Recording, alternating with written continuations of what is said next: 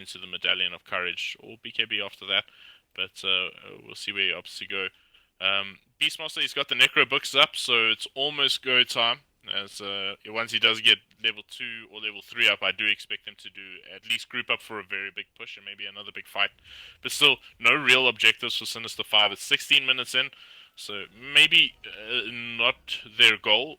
But I suppose BVD's been doing a good job at sort of controlling the push. Although they're not winning all the fights, if they're buying a bit of extra time, that will be alright for them. But big smoke up here coming out from Sinister 5, seeing if they can scout anything out there in the mid lane here. Looks like they're going to actually go for this first objective of theirs, more than likely.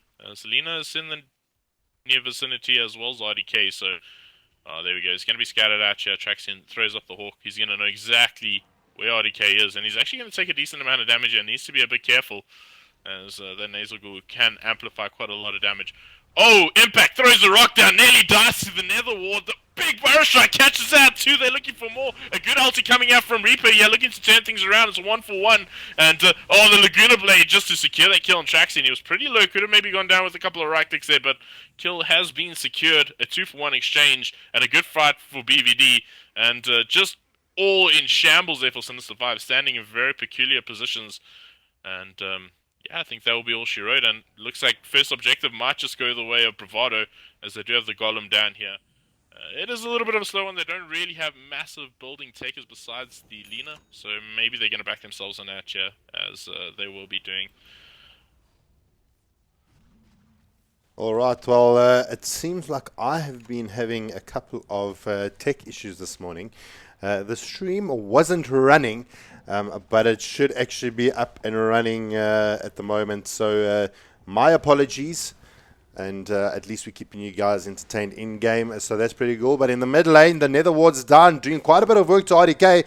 The Burrow Strike from 2 to 5 comes in. Traxian taking a lot of damage, getting healed up by the tree. The bit of a Frost Nova coming out from CN, trying to slow down the likes of BVD, and the fight continues. They managed to defend the tier 1 tower, and it looks like BVD going to have to back off for the moment, as they got whipped by the Matadors and had to fall back just a tad. RDK taking a huge amount of damage and having to fall back completely. He's actually got a Talisman of Evasion in his quick buy. Do you think we can see a Heaven's Halberd coming out from him? Yeah, it's pretty decent. Sorry, who's looking to pick it up here? The The Bristleback RDK. Bristleback. Oh, actually, Trax is in trouble. He'll die. But yeah, it's okay. I think he's gonna go for magic resistance first, though. He's got the solar crest now up, which is insane. This Lena's gonna be smiling on that one. Um, but it's pretty strong against the Lycan. You can really just shut him down. Once he does transform, he just useless for a decent period of time. So you waste a lot of that time. But we'll see. He does definitely need magic resistance, though. It's going to become a major issue. The Pugna is dishing out decent amounts of magical damage as well as the CM in these team fights. Reaper's done a really good job at positioning himself very well, and it's been it's been pretty much a saving grace for Sinister 5 in a lot of these fights. So once a pipe is potentially up here on RDK, that's going to be a very big pain in the butt for Sinister 5. It could actually be a big problem for them. It's going to be able to negate a lot of the damage. But already Soda doing so much damage, throws out that ulti from nowhere. Jurl going down, and I mean this is when you start seeing that strength of the Lena attacks. She's only got 3 points into Fury Soul, nothing compared to what it's going to get when she's level 12. Level 12, she'll be able to put a plus 40 and 4% per fiery stack as soon as she reaches that level 5. It is going to be massive, and we're going to see Soda start right clicking like the beast that she is. She took down a Treant solo, and I mean the Treant is a tanky tanky beast on his own. I mean, even if you look at the tankage on the side of Sin 5, you've got Trent, he's built like a Fort Knox. You've got the Beastmaster, he's just as tank. Lycan picks up his BKB and starts getting into the tanky position. It is going to be really difficult for them to actually start dealing with the amount of combined HP that Sinister 5 have, where on the side of BVD, they've only really got RDK. 225, not so much. He's he has got no tank items. He's got his PMS at the moment, only going to prevent that right-click damage. Nabi TPing out, going to make a play to the bot lane, gets cancelled. That 225, that is so unfair. 75 gold down, but Soda's in the vicinity, throws down the stun, throws out the light raid, the Lunar Blade, epicenter to boot, but Gerald pops in, throws down the root, and still going down in the backlines. 225 picking up the kill with their Caustic Finale, and they're going to lose Gerald as well. So it is going to be a 2-0 loss for the side of Sinister. It is now looking like BVD want to start making a play for top here. Tier 1 tower still stands at the 21-minute mark. Considering that is not too bad.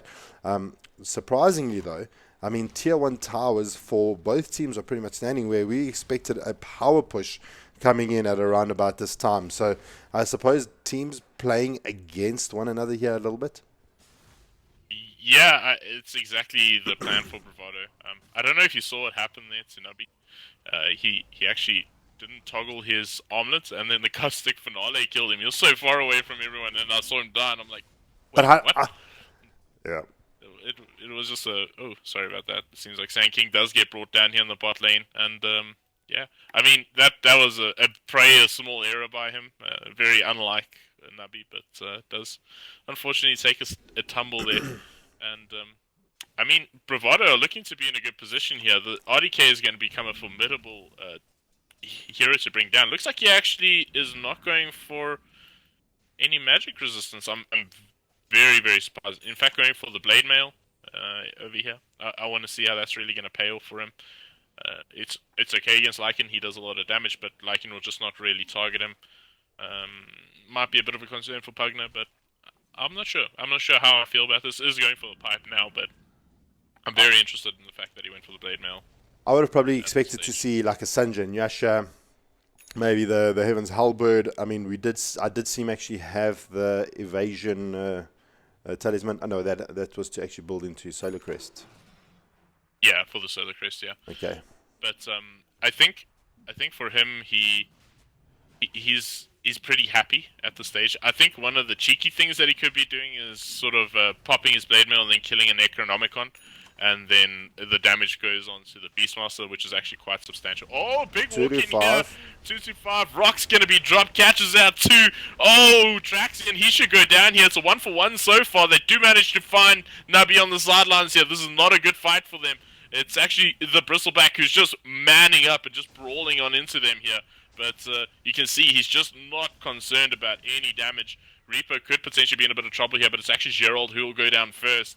And they can also get a ward here, and finally Reaper will pay with his life. As there we go, we get to see the Blade Mail get popped for the first time. Actually, Fearbender, he's in a bit of trouble here. Fortunately, he does have the Force Staff. Will be able to buy himself a little bit of space.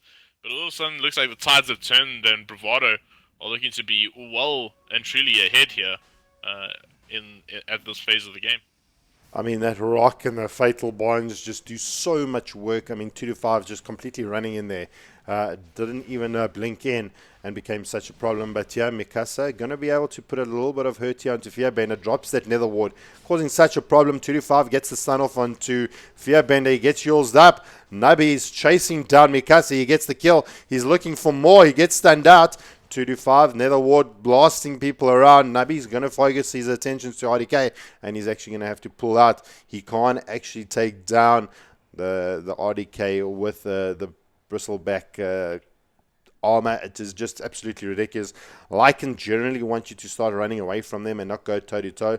All RDK does is run away, and he's actually taking reduced damage. So it seemed like a little bit of a post-match fight again. It would have been really silly if any teams did actually go down there. Mikasa did end up paying with his life, being chased out there by that super fast Lycan. Absolutely pain to deal with.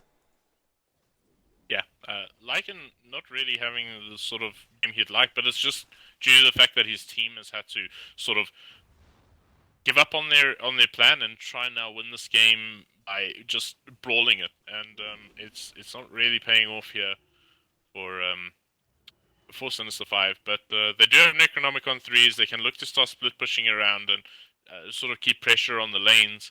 But at the same time, you got someone like Soto sitting with 19 Bloodstone charges. This is significant. This is a very big problem for them. He's also got Shadow Blade now, so all of a sudden the physical damages are going to start. He's going to be able to catch people off guard. It's I think it's the first time they actually see the Shadow Blade, so they are going to be aware of this now, and that means the supports are going to have to invest a lot of money into sentries, and just to make sure that they don't get caught out by Soda, and that's just going to stack up onto his Bloodstainers. They found a tier 1 tower here, pretty easy, and yeah, as well as a ward here for Mikasa, who's going to be smiling. He's got Ags and a gem. Mikasa's rich. Yeah, Mikasa's he's. disgustingly rich, actually. I mean, if we just take a look at the vision of Mikasa, that is what Mikasa sees all the way around him. So at the moment, both teams fighting this war. In the meantime, Traxxon in the bot lane did go down.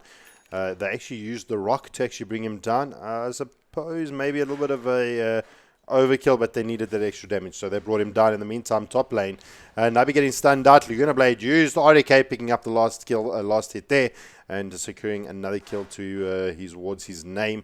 He's sitting top of the charts in terms of net worth, and then followed closely by Lina, Lycan, and then Mr. Fearbender on the Pugna. So yeah, we were talking about this. Well, I was talking about it rather. Is this game of vision? You've got the Beastmaster that has got his boar. He's got his hawk. You're looking at Mikasa now. All the way around him, there's a ring of light. So hiding around bushes, fog of war means nothing now to the side of BVD. I mean, this is on the map. I'm showing the guys in game and on stream the kind of vision that Mikasa has around him. It is absolutely ridiculous with eggs. One of the big things is he's also got Jam now, so all of a sudden the Hawks, if they're anywhere nearby to Mikasa, he's just going to not care. He's just going to get rid of that, and that's 60 gold in the pocket. So the vision game is just not on the side of Sinister Fire. We can see they're completely in shambles. His last two deaths, that shouldn't have happened, but it's just people being out of position. I mean, look again, you got Traxian trying to split push out the side lanes. He does find a kill, but I mean, at the end of the day, you're putting more Bloodstone charges onto Alina. Oh, big fight here in the top lane, though, as the ulti does come through from the Crystal Maiden, dealing a decent amount of damage here. No one yet to fall. Seems like Reaper should be the first to go down here, as RDK should find that one. Stun does come through from 225. He'll find, a very quick kill here on Nabi. This is very, very problematic. A 2 for 2 so far, but seems like that should be all she wrote.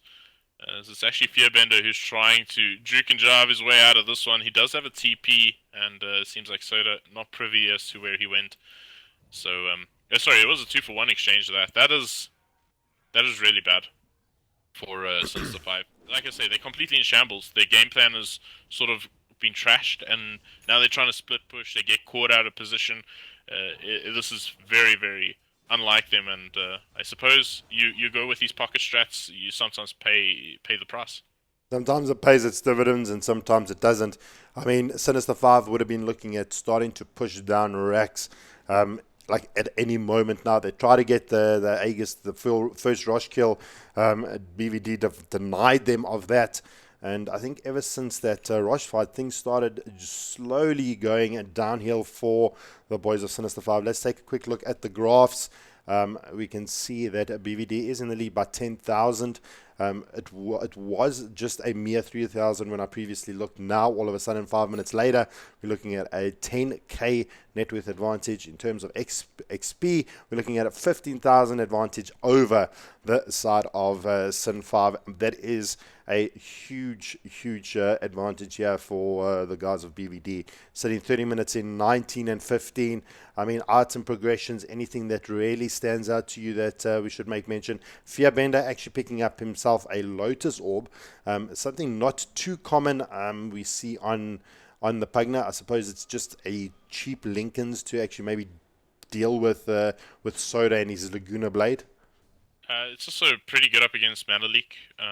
Once someone's getting mana leak, then they're trying to run away. He can debuff that, as well as the heal that comes from the warlock. There's a couple of good uses for it. It's also, like you say, when you are looking to siege buildings, it's a very solid item in that sense, as you can just keep on throwing it onto the core. It's actually 225 who's going to just blink himself out, and that's a big waste here for Nubby. He's going to actually use his shapeshift there, and to no real avail. And that's again bravado, just winning these movements. They're moving around the map so well, and since the 5, they just again in shambles, just completely lost themselves here. So It looks like the in the backlines though. He does have blink, so this could potentially be something that they could do. But it seems like he's actually going to push mid. he's actually going to TP out. So RDK takes an easy tier 2 bot. Draxian now trying to push down the mid lane. RDK TP's back as the rest of Sin 5 actually going to retreat out in the top lane. Now, it's getting to this point in the game where BVD seems to be in a relatively good position. They're in a good stance. It seems like they're in control of the game a little bit more than what Sinister 5 is. What is it that's going to needed to be done to actually get Sin 5? Because they're not out of it. I mean, they've got decent items up already. It's not like they've been completely denied of farm. What does Sinister 5 actually need to do to actually get themselves to take control of the game, take that that wolf by its throat, and do what they need to do? What is that breaking point? Is it maybe a smoke gank? Is it maybe look at different rotation? Is it positioning? I mean, we kind of haven't spoken about the impact that Impact's having with the fail bonds, the rock. It's just an absolute chaos when fights break out. So, I mean, what is that tilting point? The biggest thing for them is to try and get this gem out of Mikasa's hands. It's completely destroying their vision game. They can't do anything, as they have no idea what's really going on. They're completely blind. So if they can kill Mikasa, that would be big for them. But I do expect them to just buy another gem and sort of counter them out. But they need to at least shut him down once, shut him down again, and that will buy them a lot of extra cash. Ooh, bot lane. Bot lane, we do lose 2-5. TP's come back fast and furious here for BVD.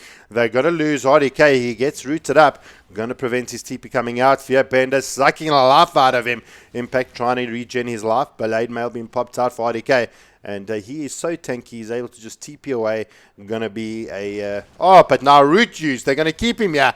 The rock is going to be used. Catch a 3 from the side of Sinister 5. The boys from Sinister 5 don't give up, and they end up paying with their life. They lose Gerald, our Treant, and CM and Pugna. They're going to be able to just walk away. But no, he's been spotted up by 2-5. Going to get Yules up. RDK going to try and chase down Fearbender. There's the Lotus Orb. Going to slow down RDK. Pops out the Nether Ward. Decryptify being used, but surrounded by 3 and a Golem. Bullet picks up himself another kill here. So actually keeping RDK back, thinking they could actually do damage to him. And that was 3 of the Sinister 5 players on RDK. Still couldn't bring him down. Impact doing some good work keeping him alive there with the Shadow Word. And now the split push begins for the side of Sinister 5. They've got Traxon in the bot lane, trying to see if he can actually just get some lanes pushed out here. Top lane, Nabi trying to push out top. In the meantime, boys, BVD is knocking at the door. They've taken down the tier 3, and it is going to probably turn into the range racks as well. They're trying to farm more. The Primal Roar comes out, trying to stun out Mikasa. The root is going to be used, but we have got Traxon actually being stunned out. They do take care of those necro books, and Reaper having a huge amount of damage dealt to him with that Fatal Bonds. Bullet chasing down our Traxon. He goes down as well. Popping out that goo, trying to slow down. Fearbender brought back into the game. Will be Treant, will be Beastmaster.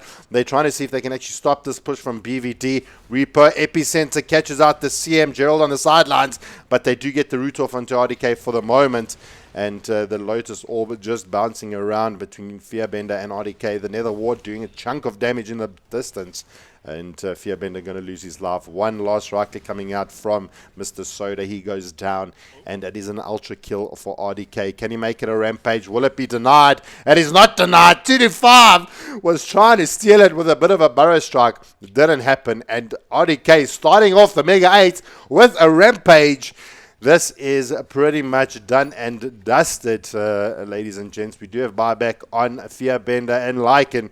They're not willing to expend it. In the meantime, they do have Traxium pushing out the bot lane, going to get glyphed up. But the boys from Sin 5 tap out, call GG, and we are going to be moving on pretty soon to our next game.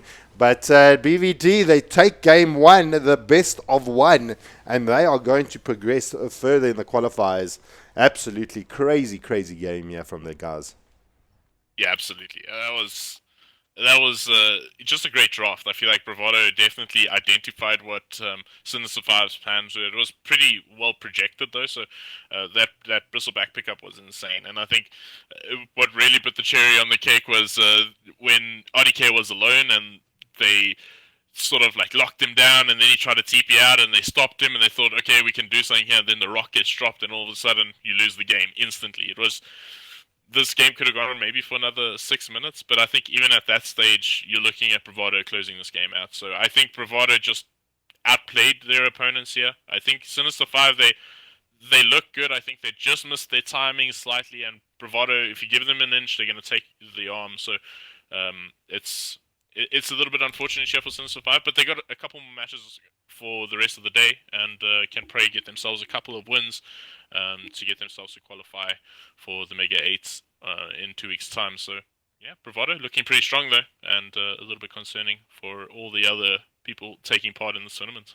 Right, well, for those of you that are in the game, we're going to move over to the stream. We will keep the stream up continuously throughout the day to bring you the action that we will be casting, the games that we'll be casting. Our next round will be at 11:30. That's when the next round begins. We will be told the team that we will be casting, and we will take it from there. So for those of you that are in game, you're going to be losing our lovely voices, but do come join us on stream. The stream is up and running. It was just my little bit of noobness that caused the problems, but anyway, come join us on stream. We'll try and keep you guys entertained and try and shorten our wait between games. But it is going to be the Mega8, going to be best of ones. So do join us later for those of you in game. For now, cheerio. Right. Right, for you boys on stream, you get the added value content from Jubba and Skaapie. We may not be geniuses in the real world, but in Dota, we are also still not geniuses. So we just gonna speak for yourself. we're just gonna keep. We're just gonna have fun today. Today is the Mega8. It is gonna be a best of one series. The first round is done and dusted. The next series is gonna be at 11:30. Sinister 5 and Bravado Gaming just went head to head. Bravado finished on a 27-17 kill deficit 2 days ago. You actually told me Sinister 5 took the best of 3 off BVT, a 2-0 to boot. They didn't even take one game today. They kind of changed things up. It made it a little bit hard, I suppose. They knew what Sinister 5 was playing with, and it made it a little bit difficult for Sinister 5 to actually come around. Do you think maybe they got in their head a little bit?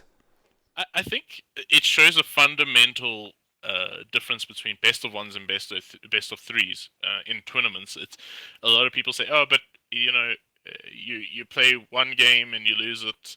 You more than likely would have lost the second one because most series." But it's not true. A lot of series go to 2-1. You can change up your drafts when you're playing a best of one. It's pretty much all the cards on the table. This is how you plan to beat this team, and I feel like Sinister 5 maybe overthought it a little bit. They went for a very sort of, I could say, outrageous draft here. They went for something pretty old, a snowball sort of push. They're just lacking a Chen, I suppose. But I feel like they sort of got punished. Bravado, they said, okay, well, we'll just stick to our normal game plan. They drafted very well. The Bristleback was a great answer. I don't think they really got into the heads of Sinister 5. I think Sinister 5 got to themselves. They just due to the fact that it's best of ones, and best of ones really do sort of potentially hurt teams, catch them off guard, make an error, and you lose the series. So I suppose Sinister 5 are their own worst enemies. I mean, it can actually really hurt. I mean, you take an amazing You take an amazing game off BVD 2 days ago. You come into today. I mean, it is early on a Saturday morning. It is cold out here in Joburg. I don't know how many of the teams are in Joburg or positioned in Joburg, but it is freezing here, and it's the freezing factor that probably got to the boys. They struggled a little bit. They didn't have the early game. I think a lot of their draft depended on how the early game went. If the early game went really well for them, I think it would have been a little bit of a different scenario. Um, but I mean, in the draft, Sinister Five picked up Treant first. They obviously had a lot of faith in the Treant. They did have the possibility to pick up the Warlock. They didn't. Do you think the Warlock may be a bit of a stronger support, or do you think it was just the actual general draft from the side of Sinister Five that didn't actually show that didn't actually shine? I think the biggest thing here is their great openings. So they had the Treant, and then they had the Warlock on the opposing side, and the Treant didn't really have anything that synergized with him extremely well. Besides Reaper on the CM, that could have potentially made a bit of difference because he can get a longer duration ulti down. If you look over at Bravado, their Warlock had great synergy. They had with these fatal bonds, you had the Keeper of the Light who was just throwing out these illuminates. You had 225 on the Sanking, which has now become quite a big wombo combo between just to get that epicenter down, fatal bonds, as well as the rock being dropped. It's absolutely brutal. And on top of that, they had the Bristleback, who's just standing on the front line there. And since the five hero selection in the team fights, often when you go into a team fight, you have a clear idea as to who you should shut down first. But it becomes very difficult when you got such big lockdowns, such as Warlock, Golem, as well as Sanking Stun. They had that of their own, but they didn't really have wombo combo in that sense. They really were just looking to break down buildings, which they didn't meet. They didn't meet the goals. They were winning a couple of team fights, but then they just fell back and farmed instead of really finding the objectives. And we I didn't really see the factor of a tree and sustaining the team and pushing these lanes down. So I feel like it was a bit odd. I think Sinister Five maybe misplayed the draft just slightly.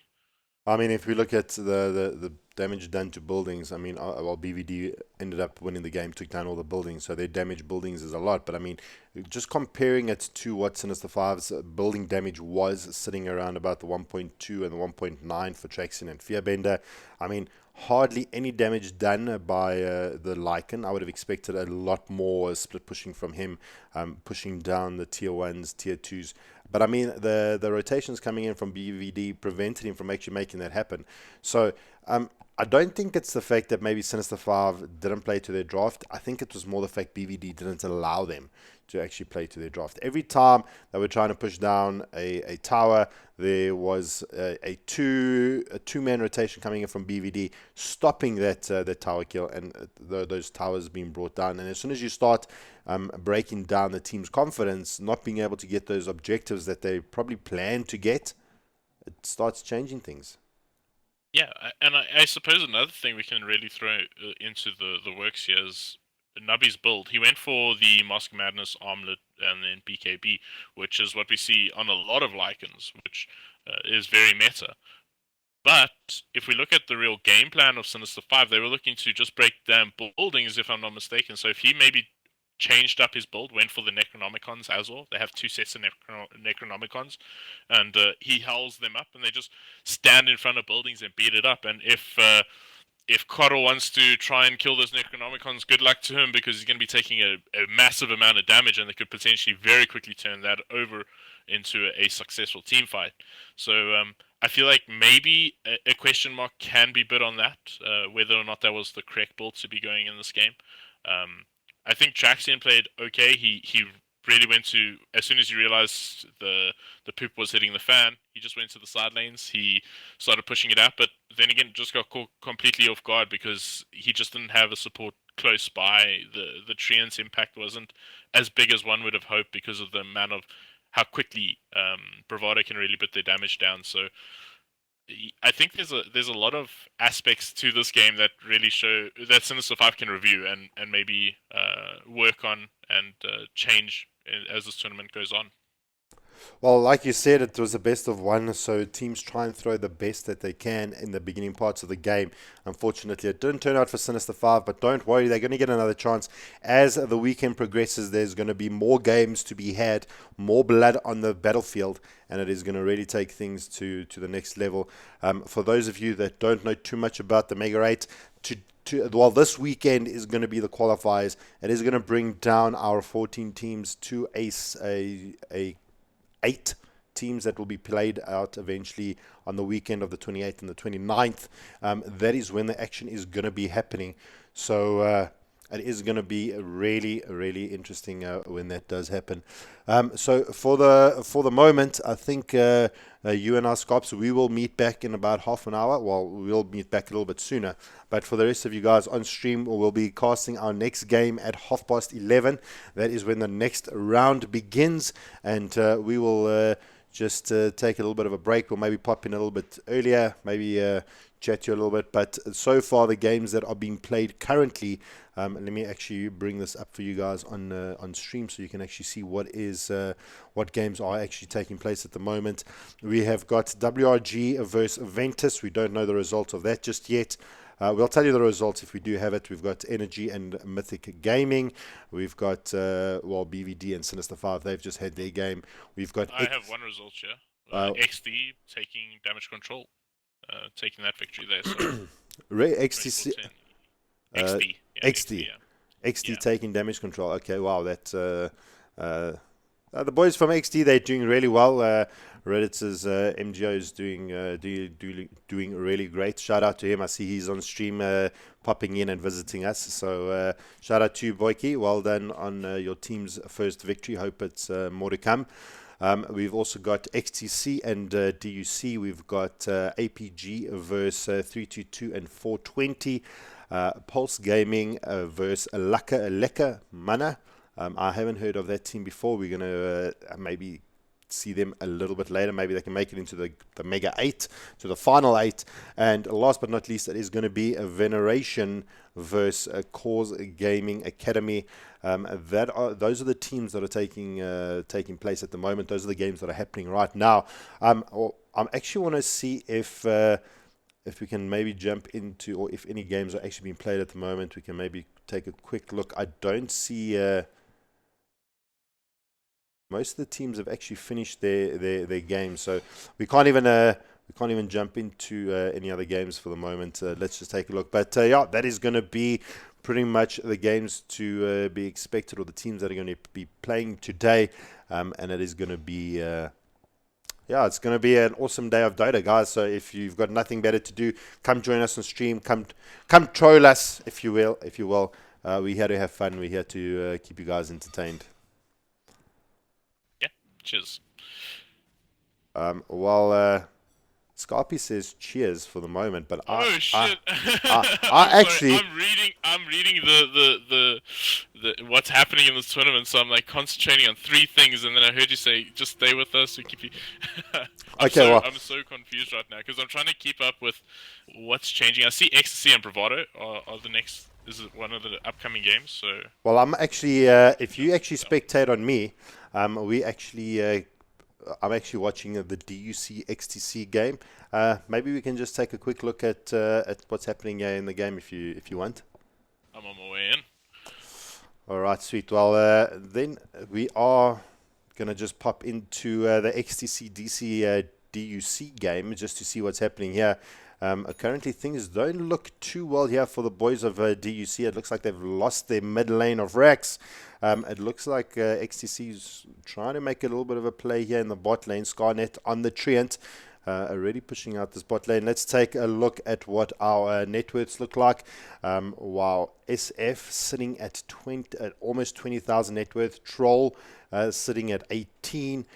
We've got Legion Commander sitting at... at 13, and then Spec, our Taki sitting at only 11k. The boys from DUC taking a little bit of a tough blow here to the chin, and XTC in a really commanding lead. Let's take a look at the items really quickly. Have you found the game?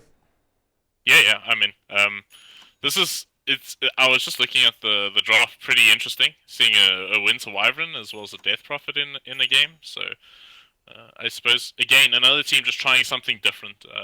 This time, I feel like DUC they're a strong lineup, but I mean if we look over Ecstasy, they have improved massively ever since Statusdam destroyed their roster. So this draft is it's interesting, but it seems like Ecstasy have got a pretty significantly 32k net worth lead, almost 33k net worth lead. This is not looking very doable here for DUC, unfortunately.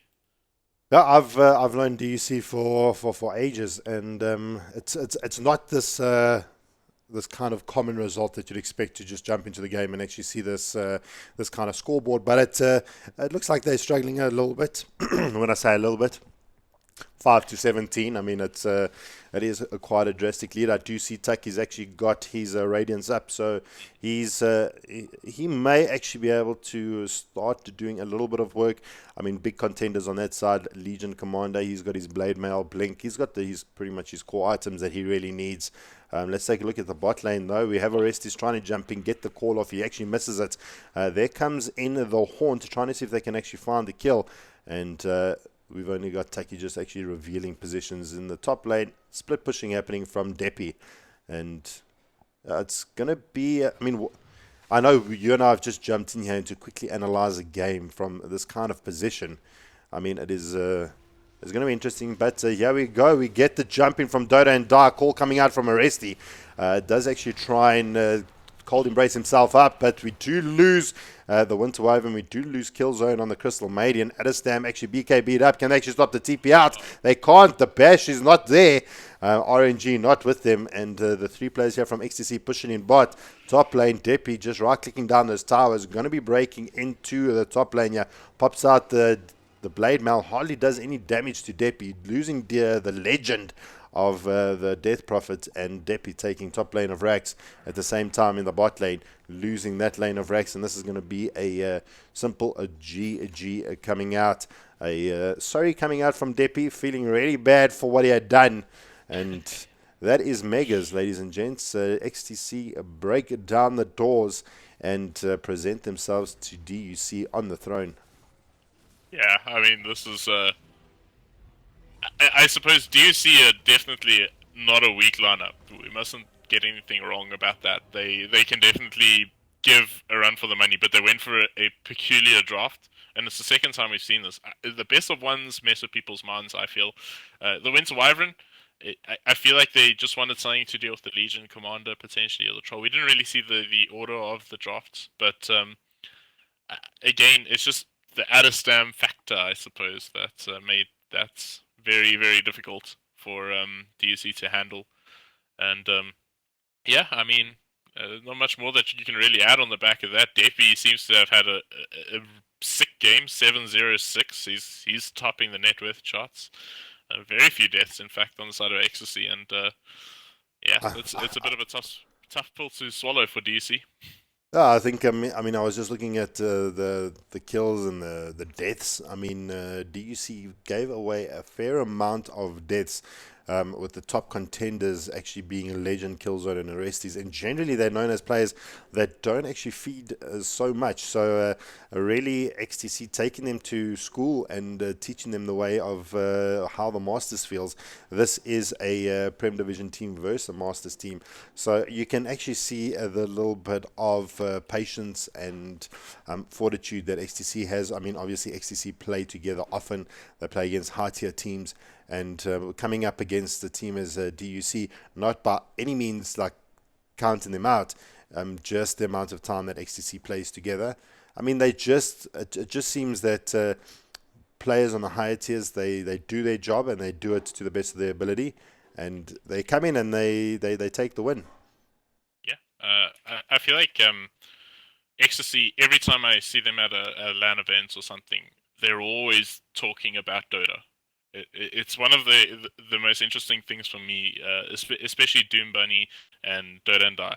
They're always talking about how do we better ourselves, what can we practice, what can we try that's new, and it's something that makes Ecstasy the better team. You know, often we see them actually take down giants, and now they pray the top top three teams in South Africa. They started off as a really underrated side. They did pretty well, and then they picked up Adestam on top of that. So this is a team that are pretty formidable, and we should definitely keep an eye on them. They're always improving, like I say, and with their new roster, they are pretty scary. Yeah, it is. I mean, they've done really well with the pickup of Adestam. It's completely changed their lineup and the way that they actually play. So having Adestam join the squad has actually made them really formidable, as you said. I mean, they're doing it really well. Do you see they're a bunch of great guys, and I enjoy playing with them.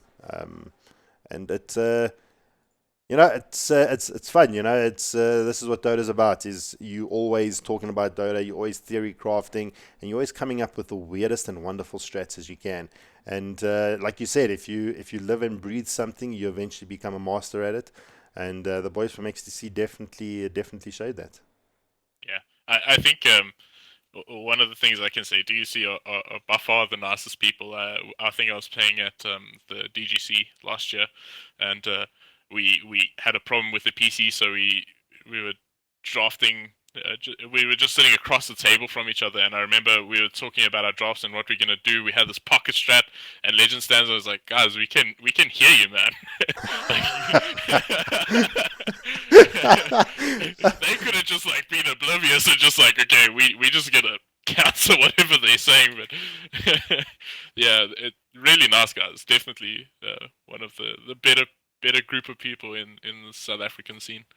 But I see the new upcoming matches have been put up. I'm not sure which game we are going to be taking here, Jubba. Do you have Uh, any idea? I don't yet. I want to try and see if I can actually find. There's the APG versus Bravado. That's pretty nice, actually.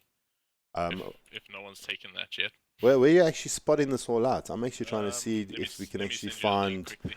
If we can find it, guys, things are going to be on the fly. Things are going to be crazy. Things are going to be hectic. So just bear with us. I mean, it's going to be a It's fun day. behind the scenes, guys. It's the behind the Yeah, scenes welcome stuff. to behind the scenes, guys. Welcome behind the scenes. Just Oh my gosh, the moment you click a link in Steam and it takes you to the in-game browser.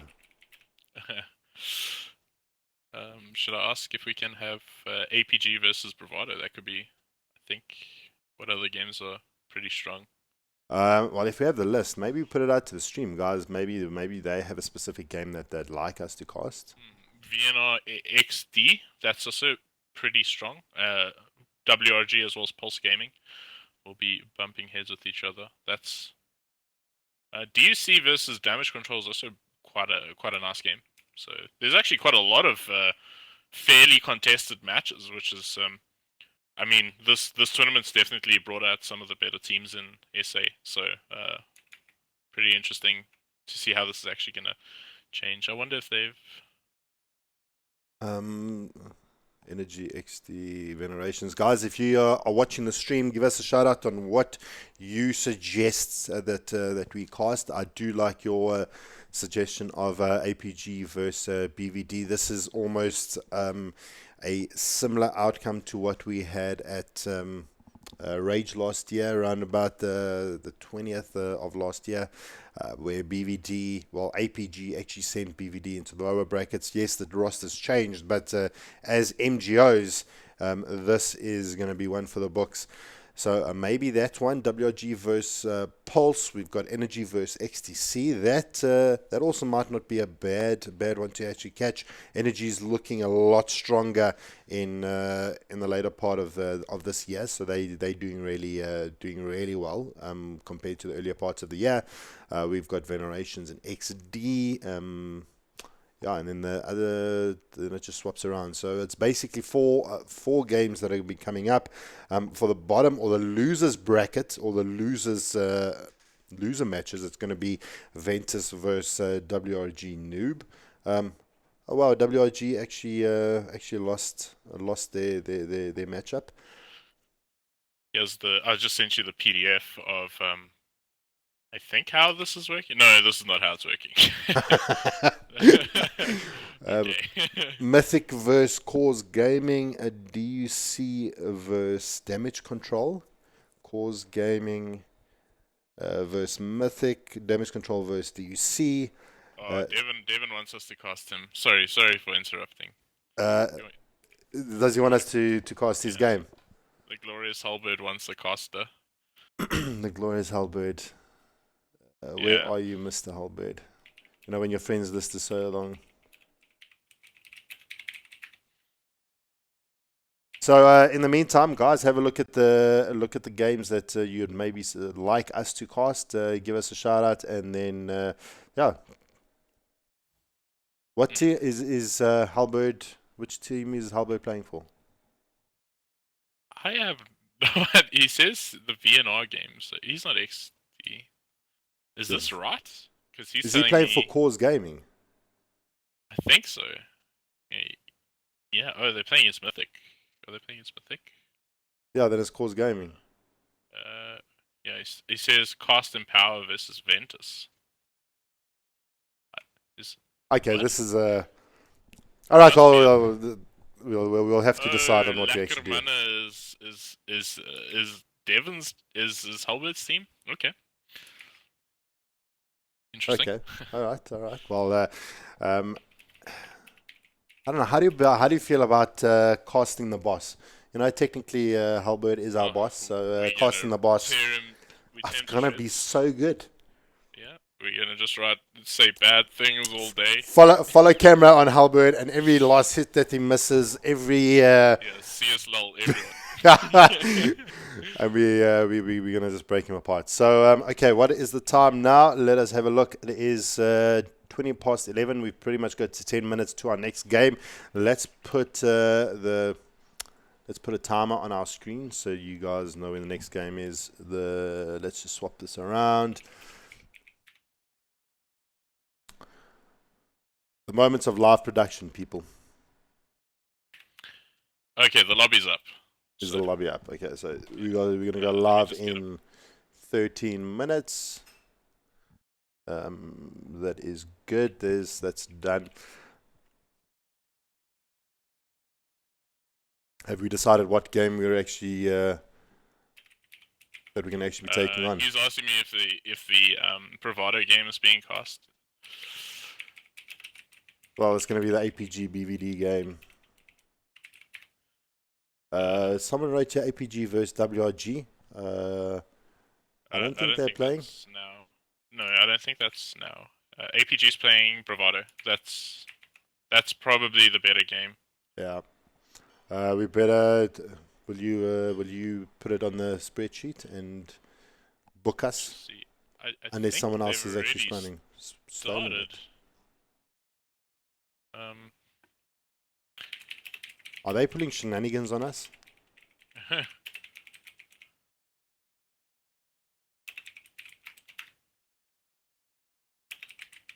I'm gonna ask RDK quickly, see what he says.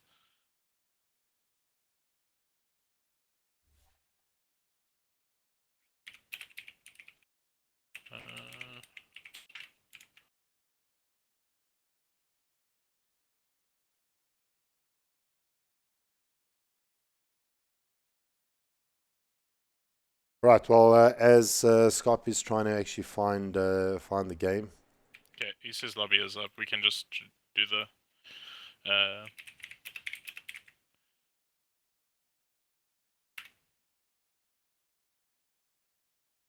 I'm speaking to ACG now as well. Devin's asking us to be nice.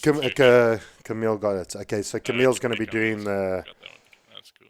He's going to be covering that one. For those of you who don't know, there's another stream that's actually happening. It's going to be hosted by or casted by Camille. He's actually got the stream up. So if you do want to catch the APG BVD game, you can always follow him and find his stream. Which game are we jumping into now? The Lackerman.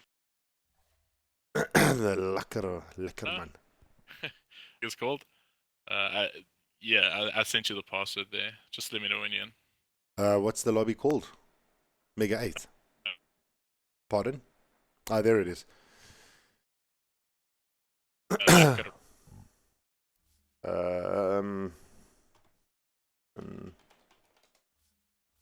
No, it seems wrong.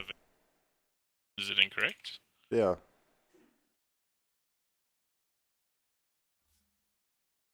Uh,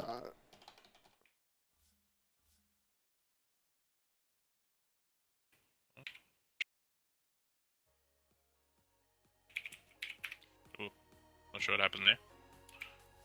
is it working now? Oh,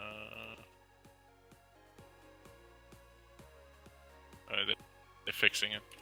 I don't know. Okay, I'm not sweet. sure what they're doing. All right, guys. It seems that I've been getting a couple of complaints for echo. If you guys can just maybe tell me a little bit more. It's in game, not on stream, so we'll have to. We will have to ask there. From what I understand, as I did get confirmation that game was pretty smooth. Well, guys on the stream or yeah, in game, I'm going to try again. Just give us feedback if there is echo from us. I need to try and sort that out for you guys if it does continue to happen. No, I'm trying to click on Lekker Mana versus Ventus, and it is not. Are you sure that's the password that you sent me? Yeah, but Oh, wait. You changed the password. yeah, but now No. if they want us to make a lobby, okay. Okay, will you create the lobby for us? Alright, I can.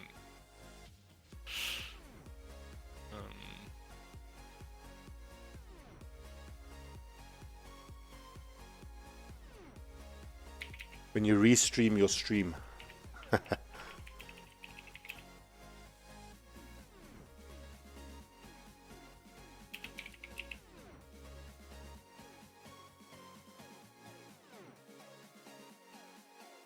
Are we recreating? Yeah, okay. Password is well, I'm pretty sure the same as the last one I sent you. Okay. And I'm gonna be in-game cameraman, but I don't think that's the end of the world. Or actually, once you enter, I can leave. Yeah. What's the lobby called? Oh, hang on. Let's just make sure it's visible because public. Okay. It should be Lekker Mana versus Ventus. Oh, there we go.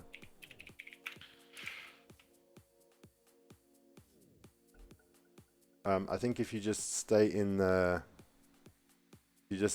unassigned player spot, it should be fine. I'm just going to create a new channel. Actually, you are correct. I'll leave this and then.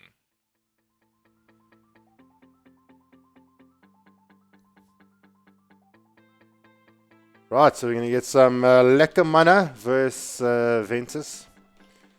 Some big names. The only name that I actually recognize at the moment is our halberder. Yeah, let's not try to laugh too hard. I'm just kidding. We're gonna take them to the cleaners. He truly was a formidable force in Dota 1, for sure. I don't know how much he's been playing competitively in Dota 2. I know he stands in a couple of times for people, but he doesn't really play for a certain position, so it'll be intriguing. I'm not very familiar with the rest of that lineup. It's not. No. Are there any? Maybe any of them are friends? Maybe I know any of them. People change the names so often. I have no I know. idea. I just look to see if we're friends. If we're friends, then I go into aliases. It becomes an absolute crazy party to find out. But no, I don't know the rest of Empowered Gamers, which is Lekker Mana. Lekker Mana. Well, they're not Lekker Mana. They actually took the seed of Lekker Mana and they empower gaming. But I think we just call him Lekker Mana. And you already. We want XD. Redditors voting XD. Of course, we're just voting XD. For those of you that don't know, Rich is the MGO of XD and will be Power Gaming.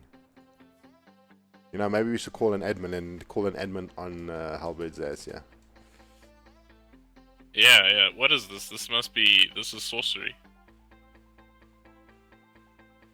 They're going with the EG vibes. Right, let's change our names in the meantime.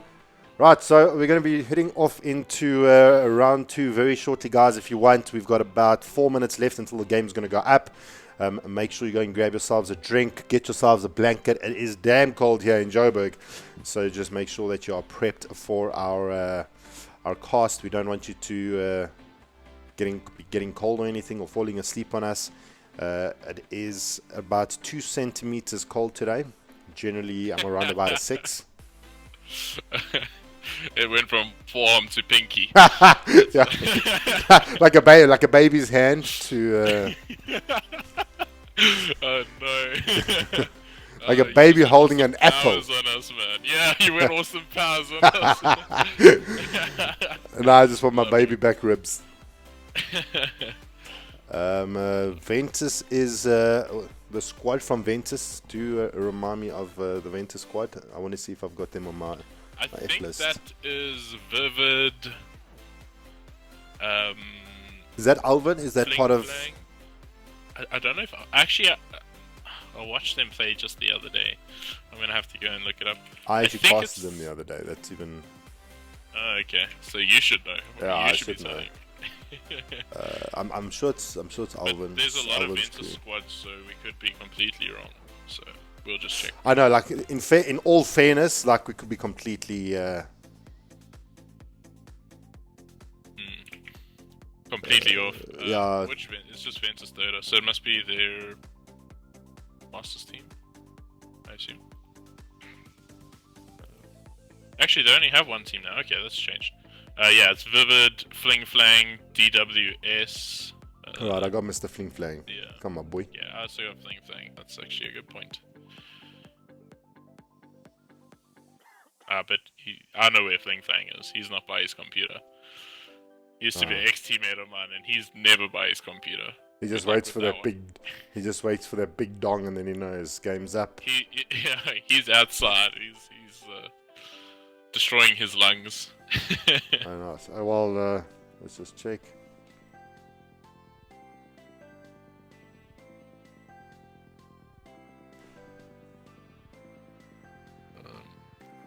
Osea, I think.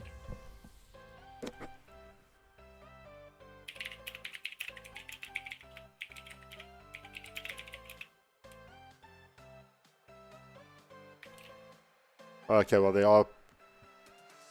there are starting to be players that are coming into the lobby. So Okay, no, this is not the same team. there is a couple of Ventus teams: Ventus Pink, Ventus Black, Ventus Blue. Oh no, I think they cut their team down entirely Completely. to one team. I'm very confused as to what. Okay, this is not the same as I remember. I think once it's actually a new edition to the lineup, if I'm not mistaken. There's only one way to find out. How is that? Google. Let us go to the website. So he's not. He's part of Ventus clan. He's not in the Ventus lineup, but I think they might have put him in for this. So Sia's here. So it's just one other. What are we looking for?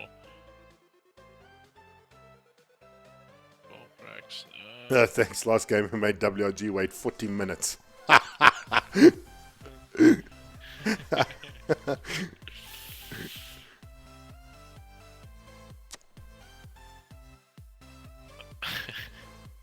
must say, ever since the Battle Pass came out, I'm having so many bugs. I don't know what to do with my life anymore. The amount of download that I've had. Oh man, yeah, that's a pain. That is a pain.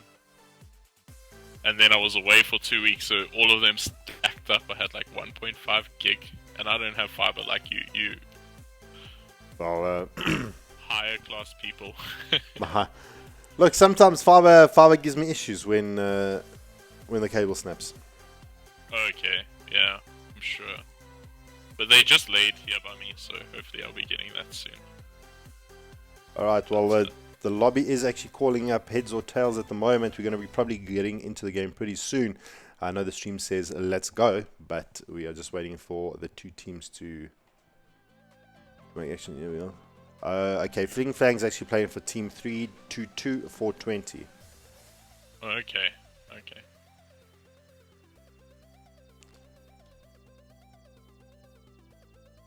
Wait, who's taking first pick? Fearless. That's Ventus, right? Let me. Well, they've swapped things around now. Okay, well, oh, you need to jump into this caster slot, but Do I? yeah. Well, you could actually, no, you do, because, they could, you could actually stay there, because then they can still hear you. Anyway. Yeah, because of you going, I'm coming through your system. Yeah. Alright, so you're getting some gems as well now. No panic. Yeah. Right, it looks I thought it like... was my tumor again.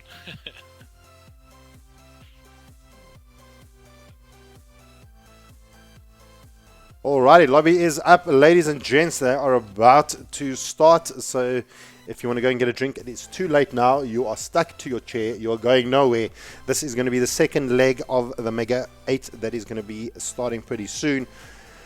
Let's hold on to our hats. These two teams are going to be really interesting for us. Hopefully they throw in some awesome strats for us. Only if Techies was still in the CM mode, that would have been absolutely fantastic. Yeah, I would have probably become see League of Legends then. You know, there's always CS:GO, bro. There's always CS:GO. I don't have enough hype for CS:GO, man. No, we leave that to the big boys like Burning Red and Extremes and all those boys that jam CS. We Dota boys, we like to take things slow, and when things get action packed, we then jump in and go crazy. So it is going to be the two teams going up against each other. Is going to be in Power Gaming, also known as Lekamana. That we've been going on about, going up against. It is going to be the Ventus team. Players that I haven't generally seen before. I think the only person I know here is going to actually be Halberd. Is this here from the previous BVD? Yeah. Didn't he play for DUC recently? If I'm not mistaken. I know him, I know one cert pretty well. And Death Raven. I sort of know. Haven't cast a lot of this Ventus lineup. But yeah, I definitely know one cert who's fearless here, and Seer for sure. But it's gonna be interesting. I mean, Halbert's drafting, so anything can happen. For those of you that don't know, Halberd is one of our NAV TV boys, and he asked us to cast him this morning. It is 11 o'clock on a beautiful, chilly Saturday morning. He's going to throw us some swings and roundabouts. So far, the draft started out banning out those two big supports, Tree and Warlock. In our previous game we caught was BVD versus Sinister 5. They had Warlock entry in the game. It caused an absolute nightmare for Sinister 5 having the Warlock. So Empower Gaming deciding we're going to have none of those shenanigans, ban those two buttes out. Magnus, Ursa, they've also been scratched out of the pool. And now we look to the roaming Monkey King. Actually really taken quite a strong position as a roamer. You know, that boundless strike doing its damage from a distance can really hurt teams. Yeah, this is a nice opening from Empower Gaming. At the same time, the Abaddon rearing his head around here again. We saw him in the ban previous game, and I definitely feel like this game the bans make a lot more sense. Surprisingly, the fact that it was Halberd that banned them, both the Treant as well as the Warlock are not going to be allowed through, which is very, very sensible. But the fact that the Monkey King gets into their hands, I'm quite sure they'll be happy about that. I mean, it's probably one of the most difficult pos fours to deal with. They also went for the Crystal Maiden, so they got something to work with here in Power. They pretty free as to what they're going to be building into. The Abaddon Ogre, the Abaddon still, of course, can go into the off lane, can potentially play core. I don't see that happening all that much. But again, the Ogre pickup, pretty good. It's just a bit expensive now to throw out Bloodlust early on into the game, but it's not really too much of an issue. I think movement speed has become a bit of an issue for Ogre, but other than that, it's pretty nice openings for both sides here. I do like the Ogre so far, pretty tanky. I mean, Ogre starts out as an absolute beast to actually deal with in the early parts of the game. Until you start getting your damage up, Ogre becomes one of those blobs that just sit in the middle of the lane and just become an absolute monster to try and bring down. So Ogre had a really big showing in the early part of the year, died off a little bit, seems to be coming back into the trend now.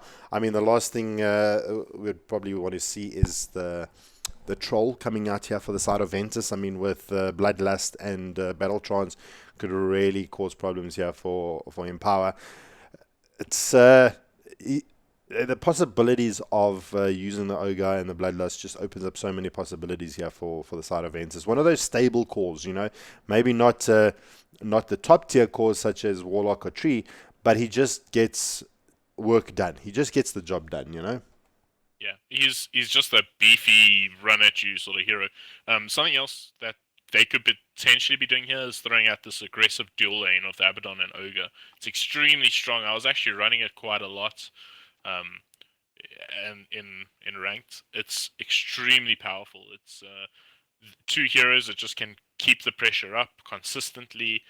If Ogre just has maybe a Mango, a couple of Clarities, and a Ward, the lane is a massive issue for Empower Gaming. If they opt to go that way, it is something that we could consider. But they go for the Lifestealer pickup here. Interesting. I mean, Lifestealer is still a pretty formidable core. He does okay against Abaddon. You can sort of control him with the open wounds, and other than that, you can also make sure that Ogre's not going to lock him down with his rage. So it's decent. Still really not exposing too much of their hand here. Going for maybe something a bit stable here for Empower.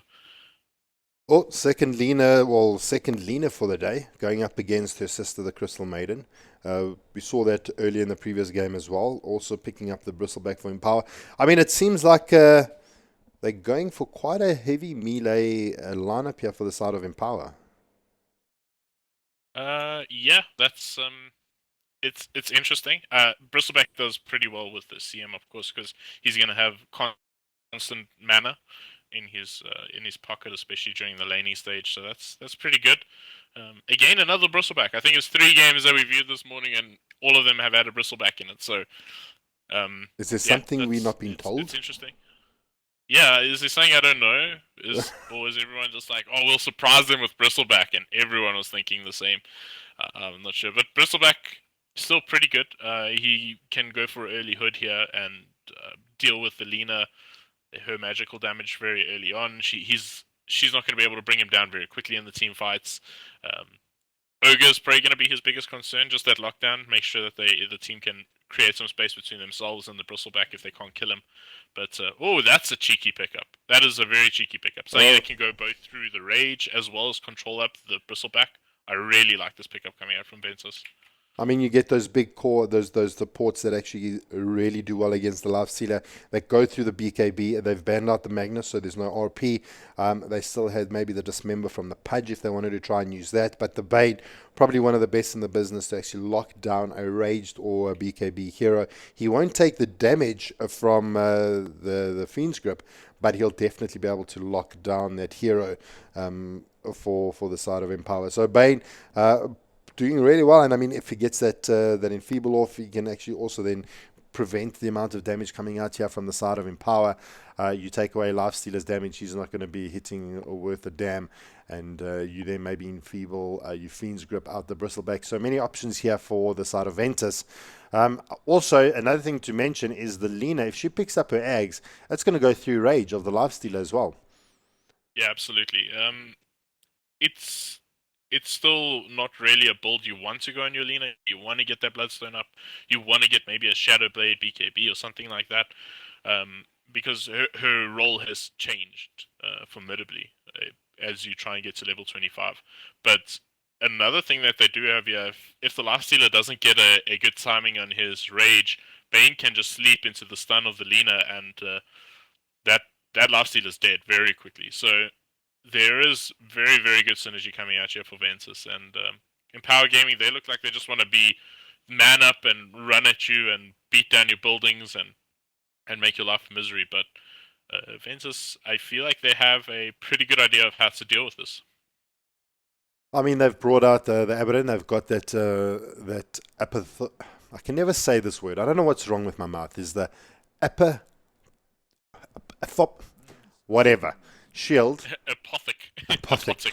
Apothic. Yeah. The Apothic shield. As soon as you start building up stacks of from the bristleback, you just pop the shield on them, takes away those stacks, and you're good to go again. So, I mean, you've got the Abaddon. It's going to tie up really nicely as well with the Sven. They've got a pretty decent lineup here for Ventus. I actually really do like it. They've got a lot of control. They've got quite a decent amount of sustain. They've got some big right clickers.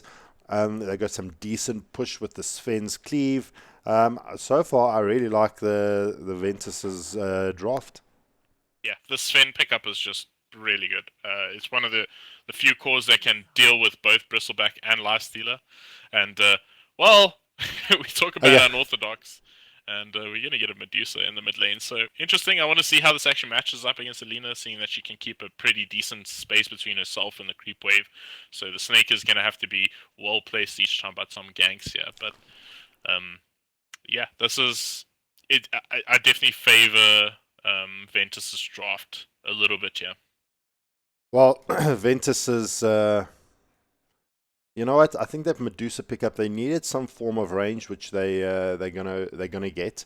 It's gonna really help out a lot. That stone gaze is just so strong as well. If the Sven just runs at you, you're just gonna be able to then just say, well, I'm gonna stone gaze, and becomes an absolute problem for the side of Empowers, or well, the side of Ventus. So it's a really different kind of draft. Not often that I see a Medusa being picked up in a competitive set of or a competitive match. Going to be really interesting to see how that pans out. Generally, we see more of the stable mids. I mean, you've got a life stealer on the field, so you'd want to maybe see a Queen of Pain or a Puck. You know that ever so vessel for the life stealer to actually Yeah. get in there and actually get the job done. But regardless, the game is going to be underway. This is going to be round 2, starting at, we started at about 11:30, and we've just gotten through the drafts.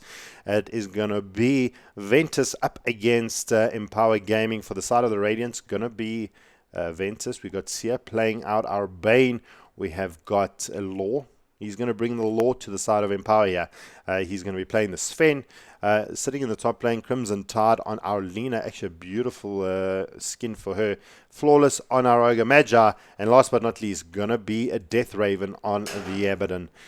Take it away for the side of Empower, and make sure to mention Halberd. I'll try. We're gonna have Monkey King, who is currently a career being played by Techers. I'm not sure how you'd like to say that.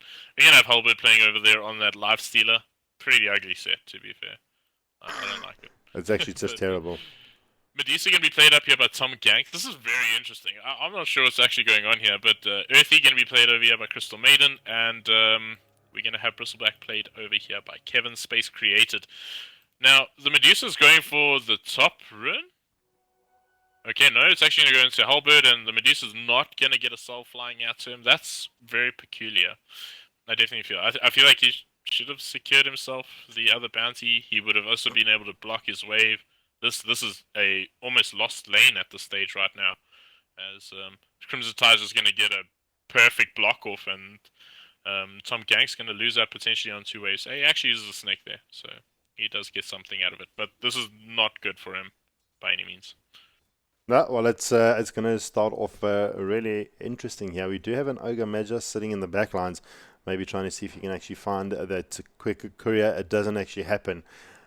Top lane, the root comes out Oh, here from Earthy against Deathraven, taking a chunk of damage. Actually could go down here. Is it going to be enough for first blood? It is. Earthy taking it and putting it in the account. He's going to be really happy about that.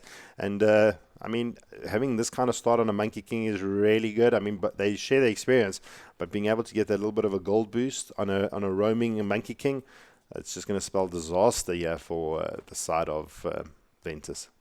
yeah, the biggest fear. Oh, mid lane's actually going well in some gang's favor. Yeah, he's actually Oh, doing a very does he good have a job. Mystic Snake? Does he have enough? One more Mystic Snake. He did have it. He didn't pop it. He's maybe trying to draw him out, waiting for one creep to actually die here. And then he's going to put the pressure onto our Lena. Let's just see if that actually does take place. One more right click. Boom. A Mystic Snake. Get out. Hmm. Yeah, this some gang's actually doing really well. He'll be very happy. But a rotation now, they wrap around onto him. Fearless, he's going to look to see what he can do. He's going to eat up a Tango there, will some gangs, but taking a lot of damage. Rotation coming in from the CM, but they don't have enough damage to really do much. And Earthy, he's going to arrive and maybe just sap some XP here as the Medusa. More than likely going to look for a shrine with. Oh, actually, Seer is in a odd spot here, looking to just gap If this out, but he's going to take a lot of damage here from Kevin. He's already popped his one, so his one's on a 9-second cooldown, but actually looking to back out here, knowing that they don't want to fight into a shrine, so unsure of where. Actually, I'm not sure why they didn't keep the chase up there. It's a bit odd. I mean, it would have been really scary if you could have actually stopped Tom Gangs from actually getting to the shrine and actually timing it out before he actually got there. It didn't happen, but it would have been really interesting to see that happen. Another little bit of a rotation here from Techies trying to... well, at least, you know, if I can't get a Techies in a game, at least someone calls himself close to a Techies. So love, man. You Love. just feel good saying it, don't Yeah, you? I do. Like Techies, yes. um, But the laning stages are surprisingly going in Empower's direction. Yeah, they're doing pretty well. Halbert's actually not missing lots of last hits, uh, and let's let's take a closer or look at how he's actually performing here. Can he get that last hit? No, it's not going to happen. Trying to put a little bit of love onto Deathraven. Gets up, spots out the Ogre Mage. Pulls back just in time. Earthy. He may actually be able to do something here. Going to throw down the Frostbite. Going to try and slow down Fearless. Gets one stack off of the Monkey King. It's not going to be enough to actually throw down his Boundless Strike. He doesn't even actually have it yet. He's actually put one into his Tree Dance and one into his Primal Spring. So, not Primal Spring, the Jingu Mastery. So, he doesn't have the Boundless Strike available to him just yet. Looking in the bot lane, though, they're putting on quite a bit of pressure here onto the Bristleback. yeah, this is okay. Excuse me, expected. Brain sap is pure damage, and that is one of the biggest weaknesses of a bristleback. Pure damage is definitely something he doesn't like to face up against. But going back to a mid lane matchup, this is all of a sudden swung pretty favorably in the way of the Lena. Crimson Tide definitely now taking a far better advantage of this matchup. So Tom Ganks, he'll still find his farm, but not as quickly as that of the Lena. So Well, bit look, unfortunate here. But whoops. looking in the top lane, Fearless, very aggressive and cheeky, stealing the bounty on Earthy. All of a sudden, paying for his life there, trying to actually get the Frostbite off onto Fearless. Just didn't have Halberd close enough to actually make it count. And CM eventually paying with her life. Mid lane, though, Crimson Tide drops the light ray, but now he's getting jumped on here by Tech. Is the Monkey King. Tom Ganks almost going down, very low HP. Drops another light ray strike. Is it going to be enough? The Mystic Snake not high enough level yet to do enough damage. But look at the amount of damage doing out to the Monkey King. He needs one more hit. The double damage. Ruin is just doing so much work. And he just can't actually close it out. And Monkey King is going to make it out. Wow, that was super close for the Lena there. That creep body block, he had the animation going. Oh man, that's so unlucky for Crimson Tide. That would have been a pretty nice turnaround for him there. But again, all of a sudden, I feel like it's very favorable now to Ventus, the laning stages.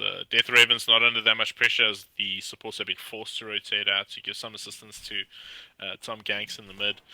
Bristleback is not really running away with lane by any means. He's only got 5 last hits here. But it's not terrible. But the Abaddon definitely doing a better job. Or having a better time. I wouldn't say doing a better job, but having a better time so far. So, yeah, definitely favorable for Ventus so far.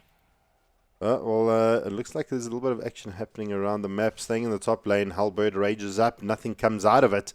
A little bit of a party mid here. We've got the Ogre sitting on the back lines, trying to go toe-to-toe against Techers. And Techers is just going to be able to drop a ward and make his way out. Bot lane, nothing too much interesting happening there. Lord doing pretty well in terms of last hits. Sitting 43 against the Lifestealer 34. Halberd, if you are listening, we need you to lift up your game, my man. Yeah, yeah. CS lol. Everyone in chat, please. guys, Some guys. Ganks is maybe in trouble here. There's Laguna Blade up. He's got full mana, so he's also got 2 points into the mana shield, but Crimson Tide, he's going to wait for him to potentially overextend to the low ground, but... Oh, Ah, the actually, that could courier just gave it away. The Uh, courier, the best player for the side of the Dire. But Crimson's yeah, still going to be well, able to get the stun ray off. He's going to be able to stun him out for a little bit. Going to wear through that mana shield. And makes you pretty tanky, especially in the early parts of the game. Actually doing quite a bit of work there, not being able to take as much damage as you would. But looking in the bot lane, Kevin Space created. Juking is here through the trees, gets the brain sap off. Not doing too much damage just yet. It hasn't been leveled up completely. It is only sitting at a level 2. So as soon as that starts leveling up, going to be doing 300 pure damage as the game actually continues. Ping's coming out mid. Is there going to be a little bit of a play? Oh, just the bottles dropped on the floor. That's what's happening. They want to get yeah. the TP in from the Ogre. This is definitely far more efficient for Ventus. You can really see the net worth lead that they have is already 2k. They definitely sort of dominating this facet of the game, the laning stage at least. Tekers, he's not really having as much of an impact anymore. He got the 1 kill in the early stages, but other than that, he hasn't really had the impact that they would probably be hoping for, and that's just because of good play from Ventus. They're positioning themselves well, and this Abaddon just trading some hits here with Halberd, and Halberd looking to just harass him out of lane, but very close to level 6. He actually is going to Oh, die before he hits 6. Oh, oh Death wow. Raven, that was ridiculously close, but they're going to turn this one around. Find a kill into Earthy, and Halberd is going to have to foot it out of lane here, as level 6 has been picked up now by the Abaddon.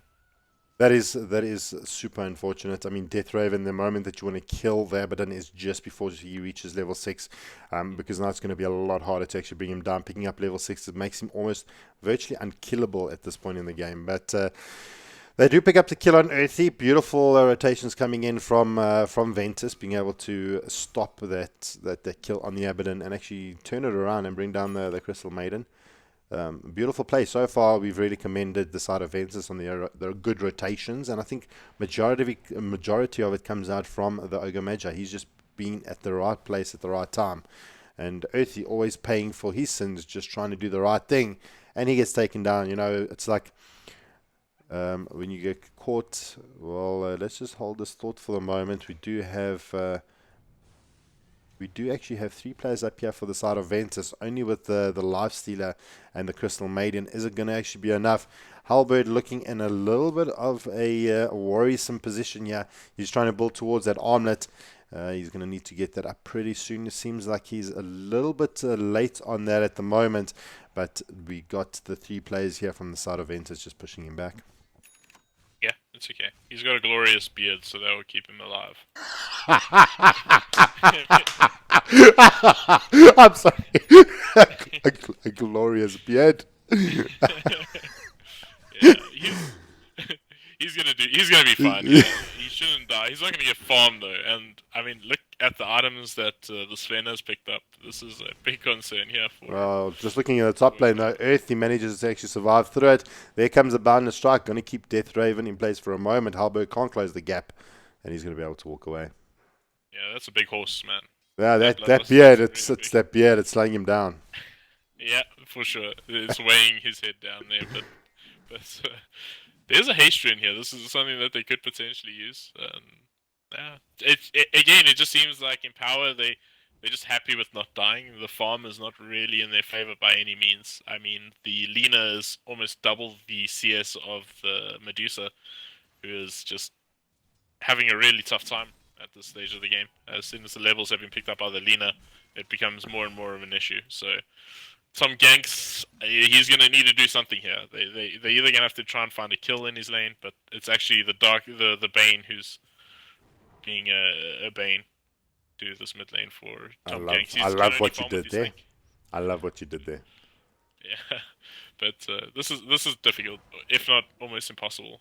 So there's a smoke here, so maybe they're gonna try and find a kill for this Medusa. But even so, he's gonna need a lot more than that, and he's already so low. He's pretty much forced out of lane. So Vince is just having a pretty big lead at this stage of the game. The cheeky glyph in the bot lane, Law, just making sure that he can actually get the last hit.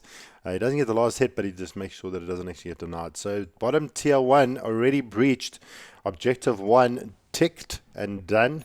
And it is now going to open up the jungle pretty much for Law. He's going to just be able to run around and farm it away. They've lost the tier 1 mid lane though. We got Tekka's trying to make a play onto Fearless. Bounder strike coming down. Earthy, can he close the gap? Slows down the Ogre Magi. Can she get close enough to actually get the frostbite? Tom Ganks bloody blocking the Crystal Maiden, and it's not going to happen. I mean, you know what is so disappointing here for the side of Empire? They just can't close those gaps and getting those kills. I mean, the amount of times that Ventus has got away on low HP and the amount of times that Empire's gotten away, it's like completely different. The RNG is completely in favor of Ventus. Yeah, and I just think Ventus has the better draft, and the heroes are always. Oh, Korea, Halbert, what have you done? What have you done? I've got to send him question marks. Oh yeah, that's rude. But oh, I actually got timed out. That's all right. Well, that was crazy. Halbert, my boy. We did actually have a nice little. Well, not tussle, but Monkey King also almost going down in their own side of the jungle. In this point, actually had to use his Primal Spring to get out of dodge. I must say, it's actually been quite a fun game. I mean, we've taken it very chilled and very relaxed, and I think it's all thanks to you, Halbert. You're making the game very enjoyable for us. You know what? Halbert's one of the guys that won't take it to heart or anything. He's probably one of the nicer people in esports. So, and he has a glorious beard, so he can take anything. So not a big problem for him. But losing Korea is actually a significantly big thing. I mean, look at how the net worth has spiked from that moment. It's actually a bit obscene. It's almost 6k net worth lead going the way of Ventus here. So things are looking difficult. Yeah, it is. I think Halbert was trolling us when he asked us to actually cast this game. I mean, our stream is looking mighty shoddy. For those of you that are sticking around, we love you. So we'll keep this game as entertaining as we can. Halbert needs to do a little bit more effort there. I mean, he was building Armlet, died with his scroll in the courier. He's now trying to build towards his Echo Saber. Death Raven pretty much having an easy go of this. He's building towards his Hand of Midas. He's going to be looking pretty raring to go. Bot lane though, Law trying to maybe trade blows here against the Bristleback. Not the best person you want to actually trade blows with. He can actually be the one hero that can actually sit and take it. But he's starting to actually get those quill sprays up onto Law. Going to be a little bit of a problem should it happen. But Fearless comes in the sidelines, throws down the hammer, throws down the fire blast from Fearless. Kevin Spacey may actually pay with his life here. Girthy popping into the picture and actually stopping any of those shenanigans. So nice rotation coming out here from Earthy, just stopping all that cuck and making it happen for his team. Or not even making it happen, just making sure that they don't die. Yeah, this is, oh man, the Medusa's only now got a ring of health, so now gonna get a wand. I think that's actually quite necessary, but maybe needed it a bit early on. They are, it's just looking more and more difficult for them to come back. Halbert's decided to jump into a siege creep. That's the way he's going to deal with this push. This is what we do, guys. When things go bad, we jump into a siege creep. Death Raven's onto his little ploy. Yes, he is in the background. This is a big problem. He's going to destroy this. And then wait for the Fiend's Grip is online. There we go. Fiend's Grip going to be able to right-click away. And all of a sudden, Kevin pops up to the party, TP's in, they get the kill on Halberd. Now Crimson may actually pay with his life. He's going to be able to get away, and Fearless is actually going to be bloodlusting him up. Sia's going to TP away, and Mr. Tom Gangs trying to throw out the Stone Gaze, doesn't catch anyone. And now they're going to try and close the gap. Fearless stuns out Kevin Spacey, and he's just going to TP out. Pretty easy, pretty simply done here for the side of Ventus. And I mean, well executed. They kill the core of Empower. They take it. They take the kill and they move on. Yeah, that's pretty much all they're going to be doing now. They can really look to close this game out pretty soon once the Sven has got he's actually going straight daedalus. No BKB. He wants a rampage. That's what this man wants, and that's pretty fair. doable here. I mean, he's allowed. He's allowed. I mean, they've got he's going up against 3 melee heroes. Very doable. Closes the gap pretty easily on a CM. They don't really have heroes that can actually count or kite the Sven. I don't see any of them building up 4-stars just yet. Oh, but hold that thought, top lane. Eventually here the team from Empower trying to make a play on Death Raven. Not going to happen. The Apothic's Shield is able to debuff the opened wounds, and he's going to be able to walk away. Nothing too scary there. Law, though, trying to do some funky stuff. Opted to go for the Blink. Got the Echo Saber. This is a very farmed Sven. Guys, this is a really farmed Sven. 151 last hits in 17 minutes. That's ridiculous. Yeah, it's actually the Hand of Midas pickup it's actually fine, even if they weren't leading by this margin. It's really good on that hero. Attack speed's always good on the Sven.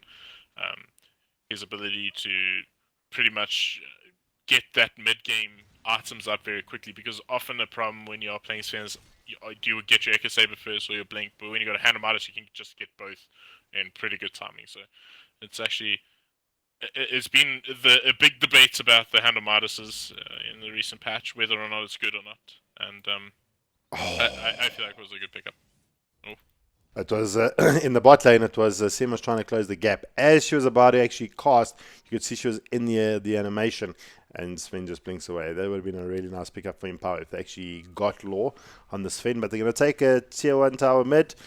So the objectives are falling here for the side of Empower, and it's going to make it really difficult to actually catch up. But Halberd, he's trying to...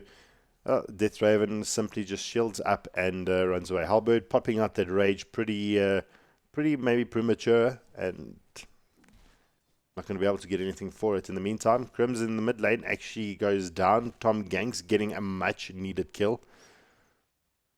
Yeah, he'll be happy about that. He hasn't actually died a lot, but his net worth is his biggest issue. So if he can find a couple of kills, especially with this big margin, they can do something about it. But Fearless, he's actually being chased down here, but he's fearless, bro. He's fearless. They scattered out the stack here, though. They can try and stop Sven from getting that. Oh, Lord blinks in aggressively. Can't find Tom Ganks. They're actually going to probably clear out the stack just as you say that. It's only a 2 stack, so nothing too serious if they do lose it. But I mean, so much easier if they just take it. I mean, he's now what is our Sven sitting at? He's got 1,100 gold. He does leave the big creep there, I suppose. Thanks, boys. Is needed. Yeah, Ogre will be happy about that. Absolutely. And now there's some crit on the Sven, so... Oh boy. Albert, he knows exactly what he should be doing, and that's heading for the heels. Yeah. They know something's up, I think. Don't know if it actually, that smoke might have been scattered. It could have been that ward. That ward actually shows out a lot, so they do know something's up. Halberd sitting in the top part of the lane. If they do find anyone, it would either be Halberd or the Bristleback. Oh, he's actually showed himself, and there he goes. Halberd is going to go down. The Fiend's Grip, I mean, there's nothing even exciting to go with that, but now the rest of the team here do pop up. CM goes down pretty easily. Tom Ganks gets sleeped out. There's the Stormhammer. Law has actually got empowered. A bit of a problem. Blinks forward, trying to find Kevin Spacey, and it's not going to happen. Kevin Spacey. I know what he did there. I know what I did there. I mean... Yeah, I see. Tom Ganks, Kevin Spacey, but that... I mean, where's it's pretty Monkey much King? the tale of this game. Oh, there he is. Everything's. Pardon? And I'm looking for the Monkey King. He's so well hidden. I was like, where's this Monkey King? He's sitting there as a tree, just above, just below the top tier one. He is the forest. He Yeah, is. he is committed to his position. Do you know who his teacher was? Bruce Lee. You know he says like flow like water. So his Yeah, motto yeah. is be like tree. Energy booster on the floor.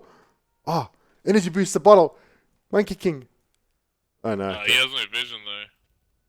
I know we get the vision, but I mean it would have just Yeah. been like, oh, That would have been beautiful. That would have been game turning. That would have stopped the Bloodstone on Crimson Tide.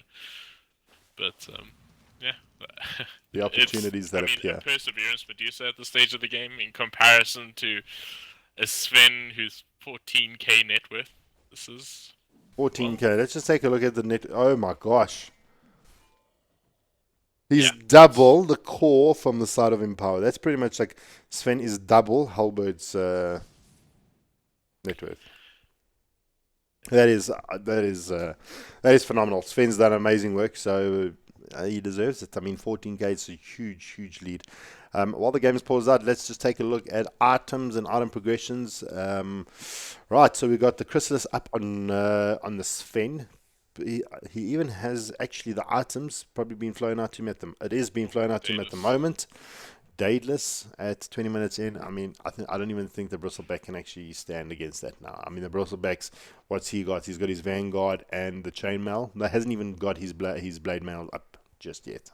Yeah, that's two shot. The Sven can probably two shot Bristleback here, maybe three if he gets good crits. But yeah, that it's looking the CM is just fodder. There's just nothing he can really do here. He's just going to get blown up. I can't even think of something that can help him. Do you think? Albert is probably the only hero that might be able to survive, but even that is a big ask just because of the Bane. The Bane pickup was just so good here. Really good pickup. Halbert will probably have to look at getting himself a Lincoln's. It's probably the only thing that can probably help him out. Yeah, I don't even. He's not even going to be able to get there. That's the biggest problem. And See, the they don't have Medusa's really just not doing any damage. So Yeah. they have no damage in these team fights, and you got heroes. The opposing heroes are just so rich. I mean, if you look at the total team net worth difference, if you remove Sven, it's almost even. That's how far ahead Ventus is. It's actually significant. Wow. Well, I want to ask. It looks like Tech is actually trying to rush his Basher. Yeah. Now, rushing your Basher on a Monkey King is actually phenomenal. You drop down your Wukong's command, and anyone caught inside there is going to get bashed out and pretty much pay with their life. Pretty much because Sia is a channeling hero, Law's going to want to get up into your face. Do you think maybe, just maybe, Empower wants to actually get that basher up? I mean, we haven't seen a Wukong's command just yet. Monkey King hasn't actually had the opportunity to drop it. Do you think it's maybe enough of a factor to actually, I mean, maybe slow down Ventus? Yeah, if they want to buy some time, the best thing for them to do is sort of get that basher before the high ground, buy themselves a little bit of extra time. Look, Empower don't have bad late game heroes. Medusa's insane in the late game. Lifestealer can have a pretty decent impact, and Bristleback is really good at sort of dealing with team fights. So if they can slow down these high ground pushes with that basher, a well positioned Wukong's command, which is going to be very essential, because the fact is, if he drops a Wukong command, yes, there's a chance that he might bash someone, but he's going to just get blown up almost instantly by this Lina. This Lina can just delete him from the team fight. So he needs to be well positioned, make sure he's out of sight, and get that down.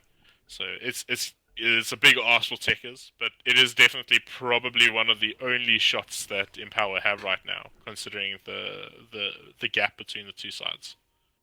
Look, if it happens, let's talk about best case scenario. We get a Stone Gaze into Wukong's command, into I think Albert's dead, friend. Crystal Maiden. Well, no, it's the CM that's actually dead. And looking at the bot lane, instant Infest going to be able to try and get around Death Raven, cleaning him up as well. Not going to the Sven. So Halberds gets taken down. Our Earthy gets taken down. And as we were trying to theory craft on what was going to actually happen, Ventus comes to the party and wrecks the side of Empower. Well, when I say wrecks, I mean they kind of deleted Halberd, tried his best to actually get out of there. It didn't happen. Earthy getting caught out. But I mean, we were going back and we were like trying to imagine the possible team fight that actually could take place. You get the Wukong. Well, let's say you catch a 5-man stone gaze. I mean, virtually almost impossible. Say they do into Wukong's command, maybe into a CM ulti. Maybe, just maybe, is that enough? And 16 bristleback stacks are going to be needed. Well, yeah, then it was a good fight. Well, here comes out the Stone Gaze. It's going to try and slow them down. They're going to get the root up onto the Ogre Magi. Bounder strikes, going to keep him in place. Lord jumps in. 3 strikes the Medusa. And now they've got the Enfeeble coming out onto to our last setter. He goes down as well. Wukong Command showing its reary head at the moment. Crystal Maiden throwing down her ulti. And only being able to kill down Fearless on the Ogre Magi. They lost the Medusa. They lost the Halberd. And even Medusa bought back just to stop this push. Huge detriment here coming out for Empower. Just not being able to stand up against this so farmed law. I mean, he 3 hits a Medusa with Mana Shield on. Yeah, that's that's what I was expecting. Once you got that Daedalus up, you need 1 good crit and whatever it is dead. There's just no chance for survival. One of the biggest pros that they had is that they sort of controlled him in that fight. They could have gone a lot worse to see him go a decent frostbite down onto him, and then just threw out the ulti to make sure they don't overextend onto the high ground. So I feel like Tekker's got himself stuck, but he's out. And I feel like the team did a good job there protecting the high ground. So yeah, they're buying a bit of extra time, but the net worth is, well, it's very unlikely that they come back from this. It is going to be unlikely, but we've seen many teams. I don't know if you caught the Kiev majors, where OG was up against VP. It looked like OG was in a really bad position. All of a sudden, from nowhere, I think they were a 30k lead. All of a sudden, the team comes out, but hold that thought. Mid lane, there comes down the CM ulti. Kind of missed the ulti as they were running out of it, but Kevin Spacey is looking for more, trying to chase down the heroes. Ogre Magi has been frostbited up. Death Raven just being that support. The stun ray is going to hold Medusa in position. They do lose Fearless, but Kevin is deep in enemy territory. Law actually guards strengths up, links in, throws down the hammer, and now 1 right click, 2 right clicks. You are down, my friend. Monkey King's hiding in the trees. They're trying to find the Medusa. There comes the stun. Going to find her. Crimson Tide going to throw down a huge array of magic damage onto Tom Ganks. And a easy double kill for Law as he jumps in there, gets the stun off, and stacking up another kill for himself. So he's sitting on a triple kill. Not even a huge bunch of abilities being used. According to my fight recap, only Freezing Field and Stone Gaze was pretty much. We have different fight recaps. Is it? Yeah. Mine looks very simple. Mine looks like nothing happened.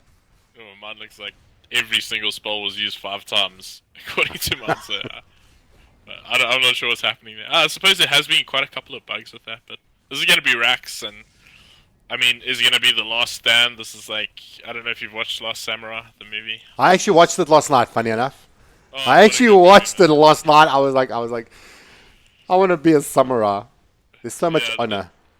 Oh, what a good movie. But yeah, this is going to be their last attempt. I mean, poor CM, just brutally wrecked.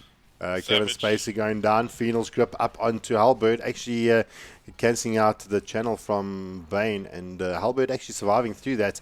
But they're looking for more. We have got the Monkey King in the sidelines here. Going to get stunned up. Going to pretty much go down. In the meantime, we do lose Mr. Tom Ganks on the Medusa. Kevin Spacey does go down. So does Mr. Halberd. I think this is pretty much it. And the boys, yeah, there we go, tapped out. GG has been called out. So we are going to say goodbye to this game pretty soon, as the boys from Ventus make it look like a really, it actually looked childish. Yeah. Well, let's be real. Ventus are a Masters team. I think Halberd just threw 4 guys together and was like, let's play a tournament, guys. Let's have fun. Let's do it. I mean, good for them. They put up a decent fight, but at the end, I mean, you are playing against a Masters team, a very strong side, in fact, and if you're not well rehearsed and well practiced, it's not going to be an easy task to win these games. So they put their best in, for sure, and Heart was there. Heart, yeah, heart, heart was there. They tried to do what they needed to do. Unfortunately, leaving the Sven to his own devices kind of just came back to bite them in their bums. yeah. But I mean, going on into this tournament, I think we can say Ventus. They're we can't really take much from this game to look at them like we could from the previous, but they definitely still a formidable side, and it's one thing that we can probably say consistently throughout this tournament. There are very strong teams taking part, and Ventus definitely one of those. So we'll see as they progress through the tournament. I think they might have dropped their previous game if I'm not mistaken. So yeah, Um, that could be one of the losses for them, but still, they definitely can do something to come back. right, well, for those of you that are watching in game, we're going to love and leave you. We're going to jump back on stream, go through a little bit of the post analysis, and if there's any other games up, we'll jump into those and bring you some more Dota action. So, for those of you in game, we'll see you soon. Do we know what time the next kickoff is? I have been to clue, to be absolutely honest. Okay, well, stay tuned. Come join us on stream if you do want to know. That's one way of getting you guys there. Otherwise, we will see you guys a little bit later, I guess. Yeah, Right, for those of you that are sticking around on stream, it wasn't a big game to actually analyze or actually get involved in. It only lasted 26 minutes. Ventus had an amazing run of a 21 to 5 kill lead. Law just completely getting out of hand. Didn't even have 0 deaths to his name. Net worth through the roof, and I mean it completely showed. I mean 3 hitting a Medusa. yeah, that's it looked promising. Let's be honest. At the start, First Blood went the way of Empower, so I had a little bit of hope there for them. But I mean, it's something that had a discussion about what really divides good teams from great teams, and it's those support rotations. It's how the support mirrors the opposing support's movements. If he realizes the support's not in lane, he goes to the right place, secures a kill, successful rotation, and makes money for his team. And I can just only say that one cert did a great job, or the ogre did a great job at mirroring the movements of the opposing Monkey King, and did pretty much secured his team that early game. The mid lane, it didn't look too bad for the Medusa, but it closed out well in the favor of Crimson Tide as that went on. So laning was just outright won by Ventus, and I'm sure they got a couple of positive points that they're going to be taking, and I don't think there's too many negatives for them to really review. Well, I mean, it's not one of those heavy games where a lot of analysis really needs to be put onto. I think it was pretty much the laning phase. It all came down to the laning phase. Empower had a good start, but the laning phase kind of just went a little bit downhill for them, and they just couldn't actually find their footing. And before they could, the Midases started kicking in for the side of Ventus. I mean, considering that they had 2 Midases on their team, and they were able to actually finish out the game by 25 minutes. I think that's like really, really good. Generally, you start seeing those Midases really start paying off towards the 35 to like 45 minute range. So being able to finish out the game that soon really goes to show the strength that Ventus, the phenomenon known as Ventus. I mean, Sven had something crazy like 816 GPM. That's That's hefty. That's it's just hefty. yeah, it's obscene actually. It's pretty obscene. But I mean, I suppose. Look, the Empower. I don't know if they are a stable roster, from my understanding, but I feel that Ventus having a game like that and going forward into the tournament, they need to keep a very steady head about themselves.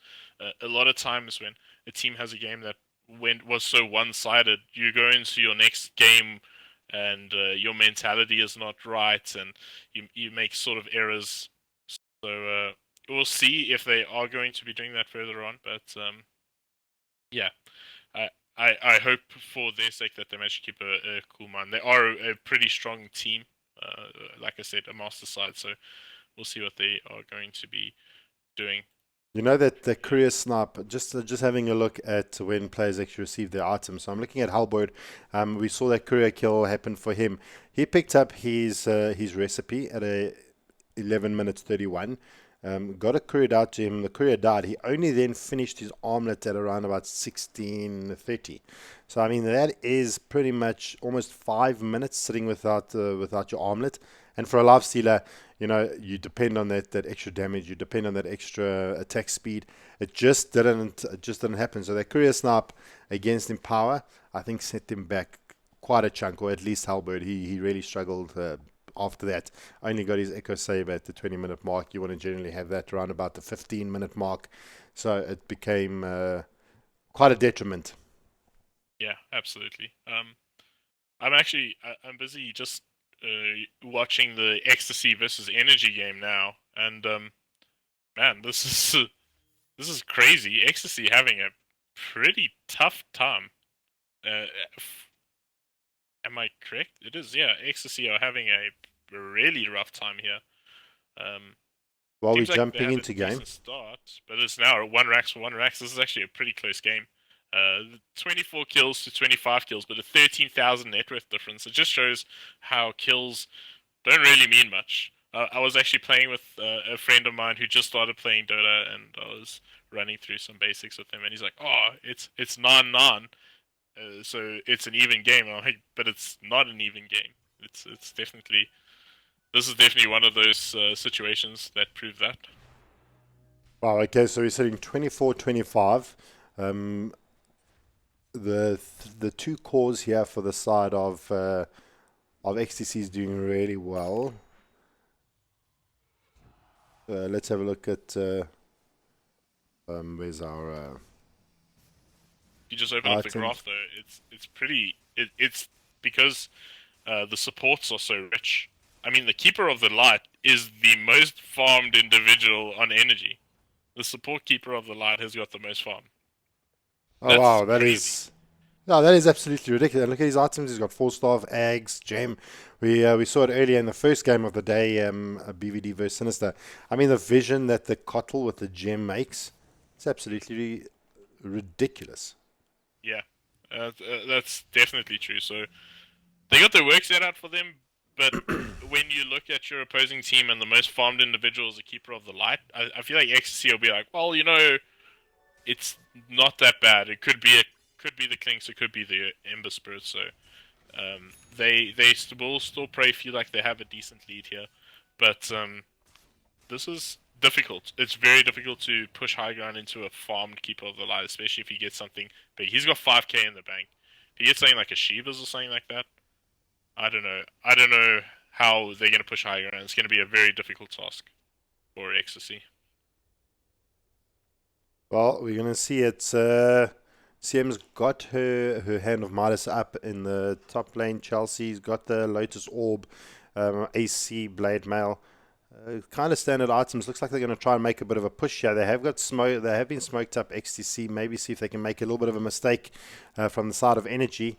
If they can actually get a bit of a pick off. Adestam doing really well, sitting top of the charts. 24k in net worth. He's smiling. He's got himself the Skaapie. Got himself Diff Blade 2, Blink, Manta. There's pretty much nothing he can do at the moment. He can't do Yeah, nothing. He can't do. yeah. He's pretty wealthy for sure, and I feel like that's what Energy's lacking. They cause have pretty good items. Oh, they actually do have a Shivas up here on the Ember, so yeah, that's actually pretty good. They definitely are going to be able to defend high ground quite well. So um, the Legion's only got 34 deal though at 45 minutes in. That's a bit of a tough one to bite. I think they'll be unhappy about that in a sense, but he hasn't given away any deals, which is a big pro. So Chelsea's definitely been very selective about how he's playing this. I mean, we do have gems also on both sides of the team. Dota and Die, he's got himself the gem as well. Refresher. I mean, he's actually pretty farmed as well. I mean, Dota and Die. I mean, he's not sitting at the top, but I mean, he's got the refresher. He's got his blink. Um, he's still quite a force to be reckoned with. He may not be one of the top earners, but he's got those items that you're looking for. Yeah, this is one of the things when you look at a Magnus. Magnus is one of the best late game utility heroes because his RP is just so good. And once you got something like a refresher up and items that can set you up like Shadow Blade and Blink Dagger, he becomes ever so much stronger, you know. And this is going to clearly be a big concern uh, for energy. But I mean, they're doing a good job at keeping the lanes pushed out and forcing the Juggernaut to constantly be moving around the map. They're not really securing much. Oh, there we go. Roche is up now. This is actually going to be a big fight. I feel both teams really need to defend this, or this could just swing the tides completely. Well, for those of you that are just joining us, we have finished the game Empower Gaming versus Ventus. We've decided to jump in onto the XTC versus Energy game. It is 24-25 after the 47-minute mark. The side of XTC jumping into the Roche pit, waiting to see if Energy decide to actually contest against this Roche. The Kotl going to throw his spam in. They do know that Aegis is on the deck. Do they actually get the steal? It was snatched out by the Kotl. That is absolutely ridiculous. He picks up the Aegis. All of a sudden, the freezing field coming out from the CM, not being able to do enough. Adestam being able to easily take care of him. Using his Omnishash to confirm that. And the Kotl picks up the Aegis, gets out, and they only pay with the CM as, well, the CM only pays for his sins, the only hero. So, I mean, it was, we came into to the game just in time, snatched the Aegis against XTC. That is actually Mr. Pottikins is it's Pottikins, right? Yeah, Mr. Poddykins on the Mr. Kotl. Pottikins, my new hero. He must be lolling, but he must be like, okay, easy snatch. Let me just jump in. Let me just grab it. He has the blink. I mean, he's six slotted. The Yeah, Kotl is and six slotted. he's gonna get a sheep stick soon, and he's gonna have to trade it out for something here. But still, that sheep stick is going to be a big problem for XSC to deal with. And I'm sure when the game started, they probably were thinking, Coddle's getting some money. I'm not exactly sure how the laning stages did go, and they probably felt, oh, Coddle's getting some money, not too much of a concern. Now all of a sudden, he's making sick plays. He's stealing your Aegis. The only chance that they really had of going for a big push, and is forcing XSC to fall back and defend again. So I don't think they're too worried about that. They definitely have a lot of time to work with their draft. So, but still, I mean, Pottikin's definitely putting a spanner in the works here. Absolutely. I mean, Klinks hasn't had the best run just yet, trying to build towards his MKB. He does actually have it now. He's probably waiting for buyback. He just picked it up now. He's got 500 surplus, so he will also have buyback if he needs it. Mr. Poddykins, he's how much is his buyback as well? So he's got about 5,000 in the bank if he needs to buy back as well. I mean, he's just being able to keep these lanes so pushed out. I mean, look at these creeps in the top lane. They are keeping XTC in the base. Vision, let's look at the vision of how the vision game is looking at the moment. They don't see too much. There's no wards on the map, and that's the problem with the gem on a Keeper of a Light with eggs. I mean, you can't ward the map. Yeah, absolutely. Oh, I might be having some lag. You Just are having a coming little through on your side. Yeah, a little bit of lag. Here comes an RP out from Dota and Da. They catch out the Klinks. He does get pushed away. There comes out the Swarm. And Adestam being able to just finish that one off. And job is done. Clean him out. The gem on the Magnus paying its dividends and being able to pick up that kill. And, I mean, Lit on the Ember Spirit just trying to make sure the bot lane gets kept. The bot lane is being pushed out. Dota and Da has actually... loathed up or wind walked up. He's trying to see if he can find the CM. Easy TP's out and gets actually rooted out by the Ember Spirit. He TP's back to the bot lane. In the bot though, the Kotl constantly causing absolute problems. Here comes in the jump from the Legion Commander. Chelsea, can he clean him out? And he does. He gets the victory. They lose Adestam. Beautiful bait coming out from the side of Energy. They find exactly what they needed. They needed to bring down Alistam. He's got buyback. They don't want to have to use it, but he may actually have to come down to actually using a Magnus's ulti is on cooldown, so he needs to actually use Refresher or actually wait out that time. Easy TP out for the Ember Spirit. Legion Commander, he's also going to get out. So they don't get anything off the death of Alistam. He doesn't have to actually buy back. So the Jugger is pretty okay for the moment.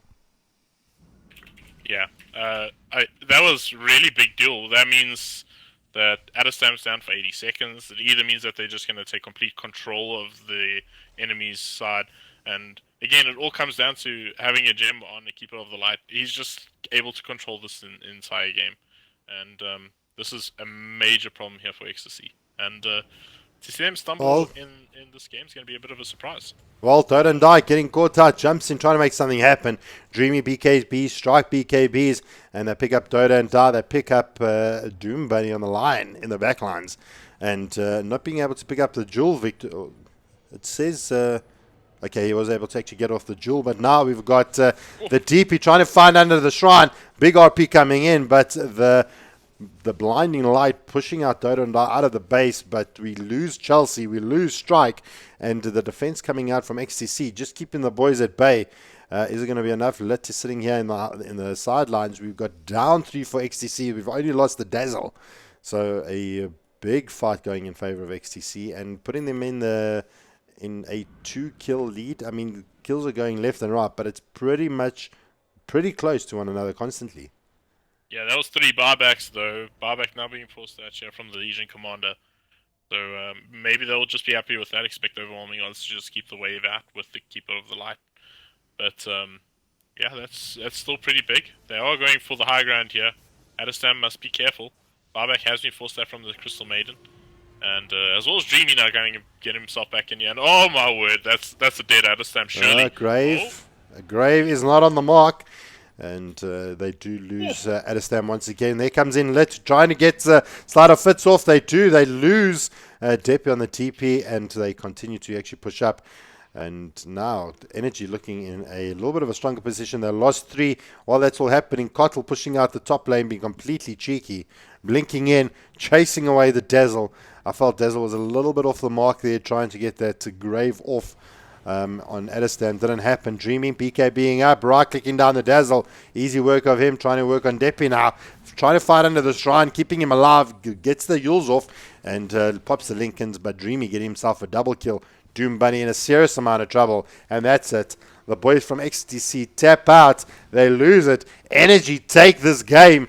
Unbelievable game he just jumped into, and it was a really, really close game between Energy and XTC. Wow. Yeah. So, I mean, Energy, I think it's a bit of a surprise. I felt like Ecstasy would probably win this if I just went off the top of my head. But I mean, Energy is definitely not a weak side by any means, and they proved it over here. This was an interesting draft. Went for the Clinks, and again, we've seen a successful Coddle. Once he gets Ags and Gem up, the opposing team just has no real answer to this Keeper of the Light. So maybe it's something we're going to see a lot more of in this tournament. And I hope so. I like the old man on the horse. I think he's pretty useful. Well, I mean, he did really well. Top net worth, doing absolutely ridiculous. In the meantime, I'm just jumping into the BVD game. I want to see if things are happening there still. But I mean, that XTC Energy game, I mean, a much better showing from Energy. They were struggling in the beginning part of the year, but it seems like they found their form to go up against XTC. That was doing really well. Seemed to be making the action. Kimmel's actually casting this game. Let's just have a look and see what is actually happening here. Wow. BVD taking an absolute beating here against APG. They've lost their top lane of Rax. Lost their bottom lane of Rax still standing, but they're making plays here in the mid lane. Ranged Rax down, trying to work on their melee. Invoker ACG trying to get the Tornado EMP off. And, wow, APG taking BVD to school here. Have you managed to find the game? Let's take a quick look at... I'm still just loading it. Sorry, I was just sending the... the print screen. Right, well, Stars we've here. jumped into another game for those of you that are joining us on stream. It is going to be the BVD APG game, and APG really doing well. We've got another EMP coming down, RP going off, catching out three, but here comes the Winter's Curse, trying to hold him in place. 2 to 5 going down. ACG popping out his deafening blast now. Terrorblade in a huge amount of trouble. Here, the second, the Trickster Trade being popped out, and Terrorblade buying back into the game. ACG trying to right click down that tower. O'Malley on the docks here. Trying to just create a little bit of space for his team. PSL on the Ursa. Oh, these things have. We're coming to the game and things have really exploded. So we've just jumped into the BVD APG game. APG giving BVD a bit of a hiding. 27 to 43. Net worths looking rather bad for the side of BVD, although ACG is the only one top of the leaderboard, but doing really well in terms of being in top of the leaderboard. He's sitting 42. The closest to that will be RDK sitting at 32. Soda sitting on his Lena at 32 as well. The MPSL on his Ursa sitting at 28. So, I mean, these teams are pretty farmed, and it's getting to the point where you can't get any more items. You're only just really playing around your buybacks at this point. Yeah, I think ACG is probably one of the best invokers in South Africa. Just to touch on that, and I think it's a. I'm quite surprised actually to have seen him make it through here, but yeah, this Bravado team, I feel like they had a nice drop. I mean, they got probably one of the best heroes for RDK, and he hasn't really been able to make much out of it. I think again it's going to be an glimpse onto ACG. He's in trouble. This is huge. That is a Oh. big kill. Wow, Oh 750 wow. gold going in favor of him. They bring down the Static Storm. They've got to catch out the Dogs. Is it going to be enough? Soda, BKB, Zap. PSL sitting in the sidelines waiting for that big jump in. The wall is down. He finds out the Disruptor. BKB, Zap trying to find Soda now. He's going to get the bash off. Going to get forced off that. Impact having to buy back. And cleans him out again. So that's a dieback for him. There comes the Meteor. There comes the Deafening Blast. Just trying to put the pressure onto BVD at the moment. PSL right-clicking down the tower. ACG buying back, getting back involved as Phalanx does clean out Soda. And O'Malley doing some work. I saw this strat from APG the other day. The Dark Seer Ricky strat, absolutely ridiculous with the Iron Shell. Tricks of the Trade being dropped down. They managed to pick up the bottom lane of Rax. And yeah, BVD in a huge amount of trouble. Mega creeps on the field. Yeah. Not much Did BVD can do from this position. Did you see the play that came out from Bob Eels there? He actually had Sunder and sundered O'Malley.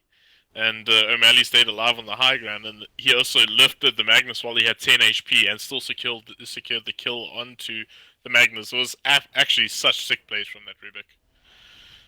Well, no, I actually missed the Rubik, that Rubik play. But I mean, it's this APG team is absolutely phenomenal. I saw them play that Ricky O'Malley draft. It did so much. You know, you pop the Iron Shell onto an Invis Ricky. You just run next to him, and then before you know it, Phalanx just be able to just blink strikes. If needed, smokes out, and you pretty much kill that hero. So, very hectic strat to actually deal with. Causes a lot of problems for the opposing team. They have to buy gems. They have to buy dust. They have to buy sentries. Just a whole bunch of unnecessary invis that they need to purchase, as opposed to building your items, getting your other core items up. It's very difficult to deal with. Yeah, O'Malley's pretty damn farm dazzle.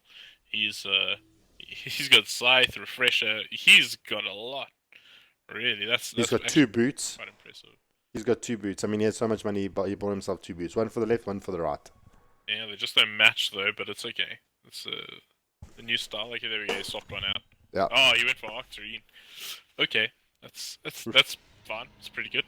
Refresher cooldown, Ginsu's cooldown, Fresh's Shiver's Guard cooldown, Blink cooldown. Everything's cooldown based, so I really do like it as well. I'd even suggested for the previous game, the Coddle, is to have actually picked up the Octarine for the Coddle in the previous game.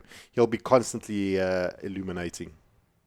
Yeah, that's quite true. As well as the sustain he gets out of it, and it's pretty good. But I mean, ACG is actually ridiculously fun. He's got Lincoln Sphere and Refresher in his backpack with the Aegis on hand.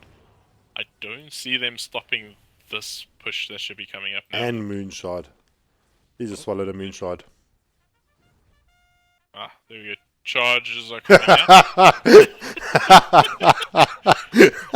To the battlefield, men. Oh man, that was actually sick. That was such a good use. Yeah. That is actually that's actually pretty funny. It's like if you can't afford a battle pass, and all of you guys have got the sound packs, and one of the sound packs is, you know how often I hear like it's a disaster. Oh, So you for really those, have the, no, I don't have it. I don't have it, but I've played with people that do have it. So every time I hear it's a disaster, I feel like, geez, guys, I need that. But if you guys are in the same boat as I am and don't have a battle pass, then just record my voice saying it, and then you can use that, and you don't even have to pay for it. Jubs. Why don't you have a battle pass, man? Ah, dude, I know. The pain is real, but Come on, the pain join the is cool real. kids. I feel like I'm protesting against the way that society is leading us down this route of buying a battle pass. No, but I will. I have to. It's a must. It's just. I wouldn't say it's probably the best battle pass. Maybe I don't know, but again, more charges, but no one really making any sort of play. It's the fake charges. It's the fake It's charge. they're not using TeamSpeak. They're only using chat wheel. Yeah, and, and that's all they so have. everyone says Charge. charge, then we go. That's But actually that's actually great. Actually, good use of it. Actually, I'm waiting for. It's a disaster. yeah, They actually I rear its won't head. lie. These things annoy me to death, though. Especially the baby crying one. It's cute for the first few times, and then it gets just too much. So, Especially if but they spam it. Especially if players actually spam it. oh yeah, and when it first came out, the first day, and the people bought the level 75, they would just spam everything. It was the coolest thing, like being on the playground again. Mummy, I got a battle pass. Well, it looks like APG may want to be trying to tighten this news. BVD actually holding this mega creep push at the moment. They being able to just farm up the items. Actually, RDK taking the top of the charts here in terms of net worth. So he's sitting with a Bloodthorn, very expensive item, Skaapie, BKB, Butterflies, Manta, and BOTs. I suppose the only next thing you could actually get is the Moonshard. So it looks like this may be the final push as APG jumps in. Bob yours blinking, tries to get the telekinesis off. Smoke coming down from Phalanx. It's not going to be able to catch. And RDK just going to try and right click away. Hasn't actually popped out his metamorphosis yet, so being very careful of when he actually pops that out. Really need to make sure that APG fully engaged before he actually pops that. Otherwise, it is going to be down for a chunk of time, and it's pretty much going to allow APG to get into the base. They might find flanks. They don't. He blinks out of the kinetic field, and he's not going to be able to go down. In the meantime, PSL just clearing up the mid lane. EMP coming down from ACG, and it is going to be the last stand. O'Malley gets the Shivers Guard off onto Impact, slowing him down a tad. The charge comes in. Charge comes in from PSL, ACG, Phalanx, and Crash and Burn. Oh, Phalanx. Wow. Vacuum on to Impact. They're going to try and catch him out. There comes Sunstrike. It's not going to actually latch, but Smoke is down. Jem is on the deck. They lose Phalanx. There's the wall. The Winter's Curse are doing quite a bit of work here, trying to bring down O'Malley. And a beautiful RP bringing them into the wall. Not the best place you want to actually be. And can he get him into the base? They do. Cleans up the one. PSL and a chunk of double trouble goes down. 2 gems on the deck, and they almost team wipe. They almost team up APG. Wait, what's happening? What's happening here? Barback from Magnus. Only disruptors down. They might be going for this. The guys are farmed. They can withstand. If they can actually push up, they've got to get into the lane. They've got to try and clear out this bad boy over here that's sitting in problems. All right, I can't draw on the map because I don't have those kind of privileges. But I mean, BVD. Wow.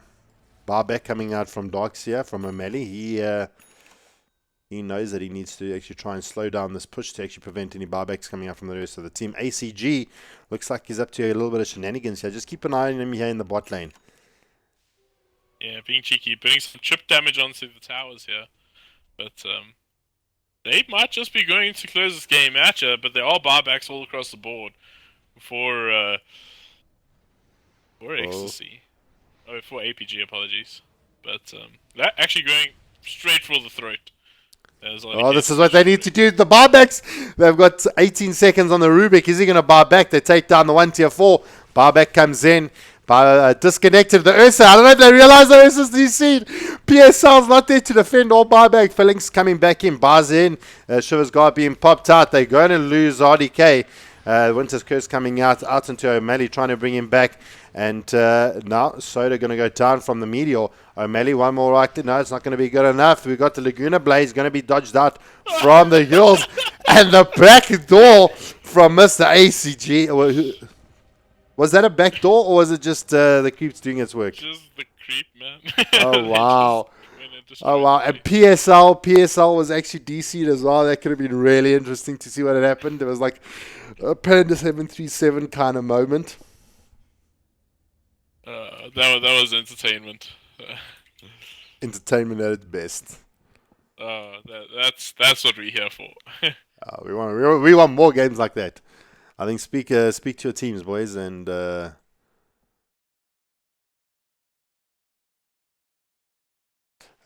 it was an amazing game. Can you find out what time the next round starts in the meantime? But it starts at 1, so we got 10 minutes. 10 minutes, right? Well, I know we haven't taken a break since 10 when we started.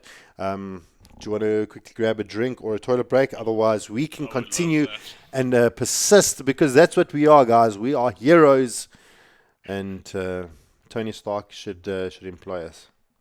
Yeah, I'm quite sure. But yeah, I'm gonna go take a tinkle and get a drink. All right, sweet. Yeah, be about 5 minutes and we will be back.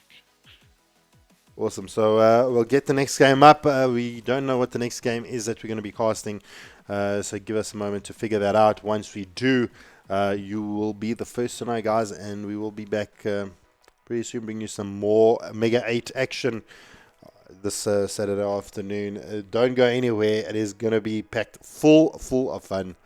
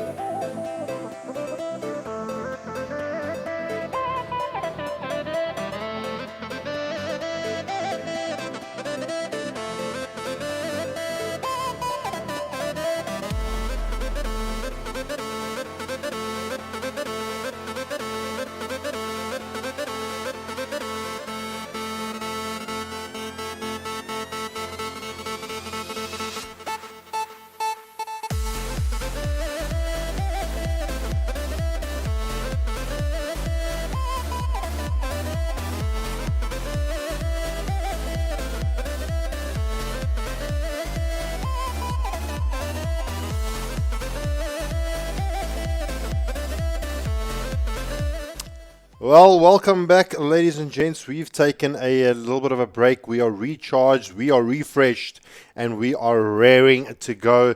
We are in round 3 of the Mega 8. It is going to be Energy versus APG. So far, both of these teams having a really, really good innings. And Energy actually spotting out the Ricky maneuver on the phalanx and immediately banning that out. That was a worthy mention as O'Malley jumps on the darks here, and a roaming Rick just absolutely devastates the team. So Energy completely getting rid of that. You're once again joined by Jubba and Skaapie. I know we've just had a quick chow, scoffed it down as quickly as we can so we can actually bring you this game. And yeah, I think this is going to be a really, really close game. Yeah, I've no doubt that this is going to be a pretty solid matchup here. Energy had a really good game. Mr. Pottikins had a disgusting keeper of the light game. And APG just having a very tough game against Ecstasy, but coming out ahead was pretty close. ACG Invoker was really, really wealthy, but yeah, this is going to be an absolute cracker. I'm actually looking forward to this matchup now, after seeing how well Energy played in the game early previous to this one. Well, they had a little bit of a shaky start in the beginning part of the year, and all of a sudden they started picking up things. They started boot camping a lot more, and they've just seem to have found their stride a bit. And already, I'm really keen for an awesome game. I mean, we caught the last bits of the BVD APG game, and it looked like a cracker. We then caught the Energy. The Energy. Who was the team that they were going up against? XTC. The Energy XTC game actually took XTC to school and actually won it. Remember, this is a best of one, so things are completely. You can whip out a pocket strat, you can whip out anything, and it may work and it may not work. So it's a whole different mindset going into the game. And Energy APG, both winners of their bracket. So Yeah, so far, we're looking at the top contenders. yeah, I feel so. Besides WRG, these are definitely the two teams that are looking in very good form today. It's been an early morning for all the sides, so things can maybe change through the course of the day. But I like to see that band that just came out there, the Invoker. Yep. ACG definitely showing a bit of respect towards his Invoker. It's a very difficult thing to deal with, and yeah, this draft again, the Warlock. If he's not banned, he's going to get picked up, and Energy managed to snack that one up for themselves. And again, O'Malley on the docks here, so But the question is, they've banned out the Ricky. Do you now maybe pick up a bounty, a roaming um, bounty? Is it still viable? Is it still valid? Bounty is fun. I don't think he's completely useless in this patch, but I don't think they're going to go in that direction. They're pretty. What I want a phalanx pudge, or I want a phalanx. I suppose bounty could potentially be a pickup here. Look, they're not going to mess around now. This is definitely a difficult game for APG, and Energy. They they're a formidable team to say the least. Oh, that's an interesting ban on the Naga. But yeah, that I don't know. Phalanx has got a very very big pool of heroes that he can play, and is more than willing to play anything. But he could actually be on the disruptor this game potentially. So, but I believe that's Bobby's hero surely. Bobby Wow. actually made some sick plays in that previous game as well, so something to definitely touch on. Yeah, he played the Rubik, if I'm not mistaken. You Yeah, were going off about the surrender that he got off, saving the Seer. It sounded like a pretty sick play. The camera must have been on it. I was probably focusing on RDK dying. yeah. It was a chaotic fight, but I just caught it with the glimpse of my of the corner of my eye, and it was such a sweet play. But we'll see now, how they can translate that. The one thing about that game, it just happened. It's a bit of a mind-numbing game. It was very difficult. Both teams were putting a lot of effort in. It went very late, so APG might mentally be a bit tired, especially due to the fact that they woke up very early this morning. Energy, on the other hand, they had a tight game before this, but haven't really had a long, could have gone either way They game. had a Uh, breather. They yeah, had a breather before this game. So both these teams played just before APG, basically when we went on break. APG went on break, we came back, they came back. So they've literally had no time to actually just relax, get their mind right again. So it's a lot of pressure going into these best of ones back to back after one another, especially when your game goes past the 60-minute mark. It becomes very heavy. Energy had a little bit of a breaker, could relax a little bit more, but we'll see if it makes a difference. So far, I mean, Spirit Breaker on the field, you kind of start asking your question: are we going to see like maybe a life stealer? Generally, Well, when I see a Barra, I normally or a Spirit Breaker, you normally start thinking life stealer, life stealer, life stealer. but Barathorn is also a very good combination with the Doxia. Doxia can Iron Shell him. He's got the highest base HP in the game, so he's more than willing to take a couple of hits from the creep. So he can just run at that lane. So it's a very aggressive dual lane that they could be running here for APG. Another Other than that, he can just get an Iron Shell and rotate towards mid, and put a lot of pressure on whatever energy you do pick up in that position. A lot of things that we've noticed for today, especially during this comp, is that the vision game seems to take a lot of priority. We've seen in the games that we've casted. I mean, two Cottles, both with gems, both with eggs. We've seen a Beastmaster. We're now seeing a Night Stalker as well. Do you think teams are moving back to making sure that they can dominate the map? It should always be a requirement, but it seems that teams are focusing on focusing on that a little bit more now. Yeah, I think Night Stalker a little bit less than Coddle because he doesn't really have a farming mechanic like Coddle does. Coddle can get ahead very quickly as a support, but yeah, I think it's an interesting point that you make there. We've seen a lot of vision utility heroes, which is it's always been a factor in Dota, but we've seen a lot of different drafts throughout. So Nasuka pretty interesting, but like I say, it's not as easy to get that Aghanims up as it is on the Keeper of the Light. Keeper of the Light can clear stacks, farm lanes that are vacant and so on to get that Aghanim Scepter. Nightstalker needs to have successful rotations, so a lot's going to be on the shoulders of that Nightstalker this time around. Well, I mean, we're going to see if he can actually make something happen. So far, I'm liking the nice, let's say, AoE coming out from APG. They've got the cooldown from the Gyrocopter. They've got the Static Storm. They've got the Wall and the Vacuum. I mean, they've got a lot of controlling heroes so far for APG. The Axe is going to be a little bit of a problem. I mean, he blinks in. He can instantly get glimpsed out by the Disruptor or the Static Storm getting dropped down on top of him. Is going to make it very hard for him to actually get done what he wants. But their response to that is going to be a Wraith King. I mean, could this be a mid OD? I mean, this is. Or even another Invoker. Invoker has been actually banned out. So maybe an OD could do pretty good up against a Wraith King, especially all these strength heroes here for the side of Ian. Yeah, OD is actually really good. It's good up against Axe. The only problem is Nightstalker's silence at nighttime is very, very problematic for that hero. He just can't get anything off. He doesn't deal that pure damage anymore. Other than that, it's a pretty good pickup. It might be a BKB rush for that OD. Once he's got his sort of early game core items, I think BKB is going to be very essential if he does go that direction. But again, Nightstalker will be a very, very big thorn in the side for an OD. So we'll see. They actually ban out the PL. That would have been a very good pick. Actually, PL would have been very, PL very good. with But the they got blade. the They pick the Ember up against the TA. Does that Flame Guard's going to be able to charge through refractions? So I mean, all said and done, I think pretty decent draft all the way around. Going to be quite a heavy melee dependent team. I mean, Templar doesn't have the longest range, so she might as well be pretty much be a melee.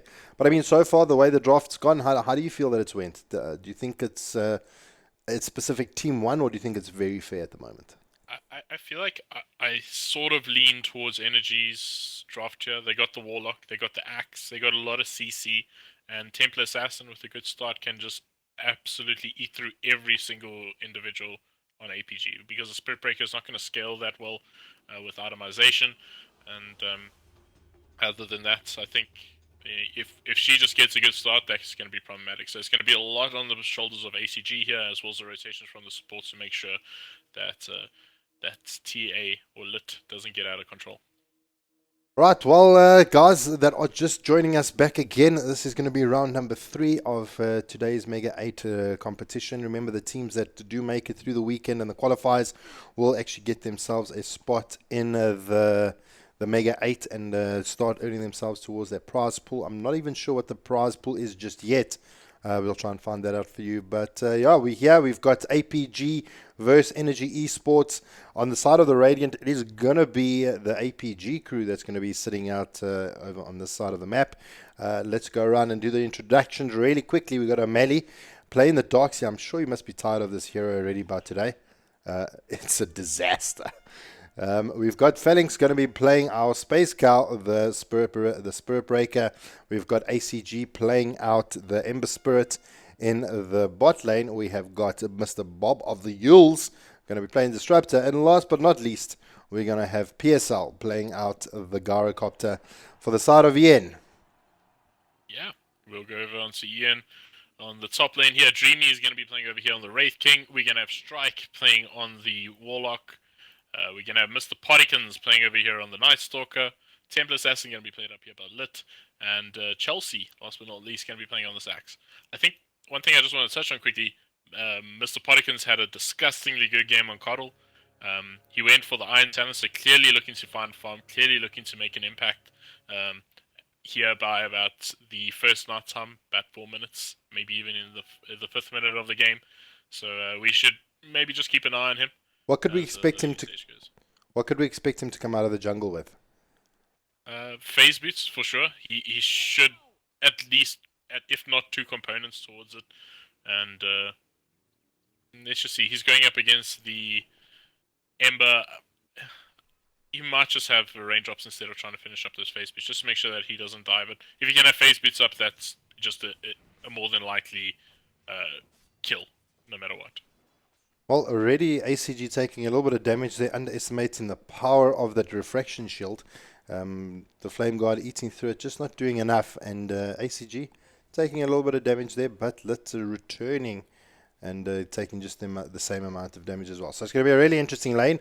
I think the matchup in the middle kind of goes even. I mean, if the refraction is available, you've got it dispelling the flame guard, and if ACG gets like a decent start, it could also be a bit of a problem for him as well. But I mean, the Saw Blades doing its work, getting the job done. Yeah, this is a matchup that we see quite often, and it can really go either way. But I don't think the Ember is going to be all too concerned about dying until nighttime. And Lit, he just needs to keep a good distance away from ACG when he does have Flame God on. And he does more than enough physical damage to make ACG think twice about diving too deep. So it's pretty even matchup, I do feel. Well, I mean, the way Lit's playing this is using those Saw Blades to his advantage, putting on a lot of pressure. And ACG sitting pretty low, so I mean, looking pretty good for Lit at the moment. Top lane, Strike putting a bit of pressure here on O'Malley. O'Malley's just doesn't even want to hear it. He's just happy farming out the creeps here. Strike trying to prevent the shenanigans that are happening at the moment. I mean, this Iron Shell is ridiculous. Yeah, Iron Shell is just so strong. He had the double Iron Shell earlier, and Dreamy was just having a tough time sort of dealing with it. But he does have the Iron Talent, so that means he can eat through that creep very quickly if necessary. But other than that, maybe a good rotation coming from Potikins can make some sort of impact. But I think they do want to try and secure some sort of farm on him. They don't want to really make him spend time moving around the map.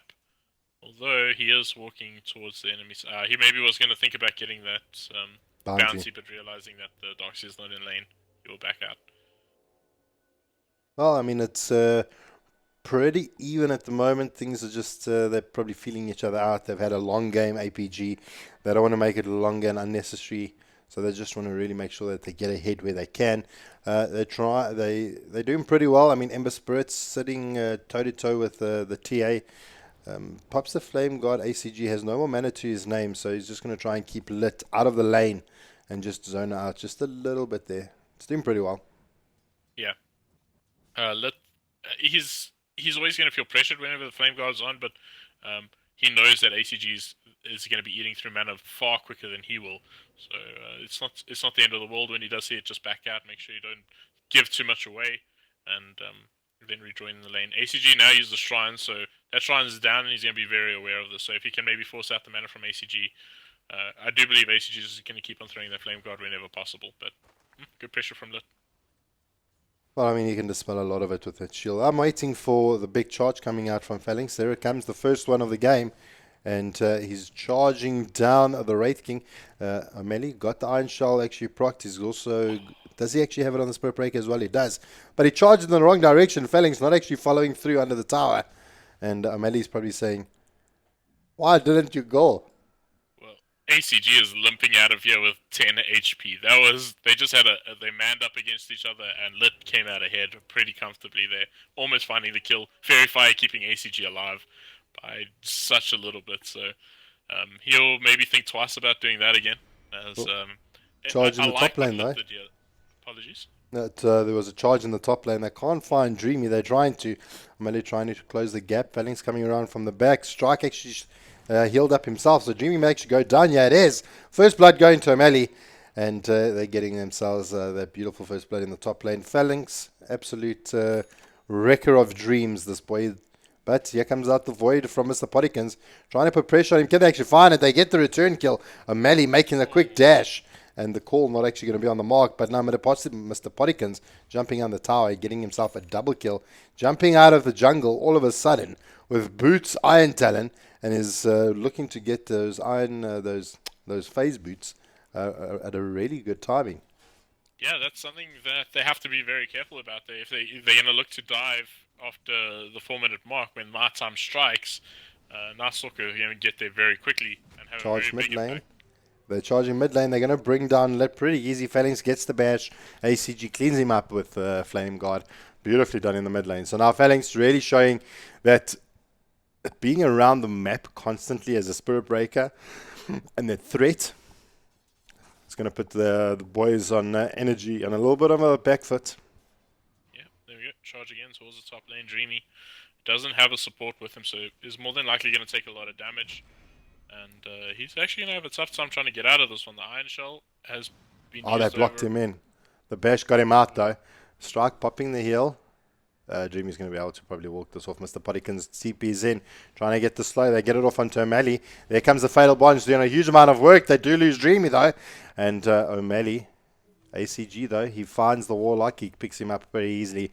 And now Mr. Poddykins, he's in a lot of trouble. Finds out O'Malley trying to eat through the trees, get around, uses a vac to try and get that Night Stalker away from him. It's going to happen. Phalanx got that surge, going to try and close the gap. He doesn't have enough for... Oh, the creep! The creep! The creep is body blocking and saving Mr. Poddykins. MVP creep, my boy. Yeah, oh man, that should have surely been a kill. That's very unfortunate.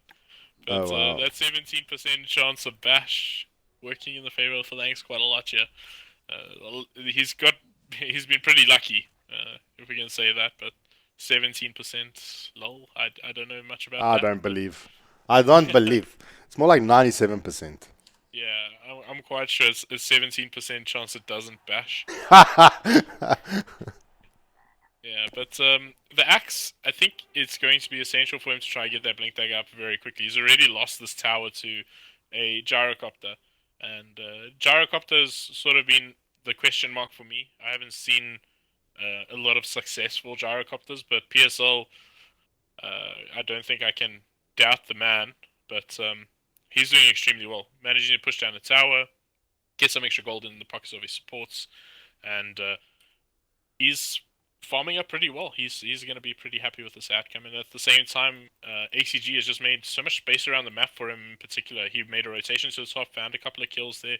He's killed mid. Even though he had a bit of a tough time early on, he has created a lot of space for his side, so they'll be very happy with that.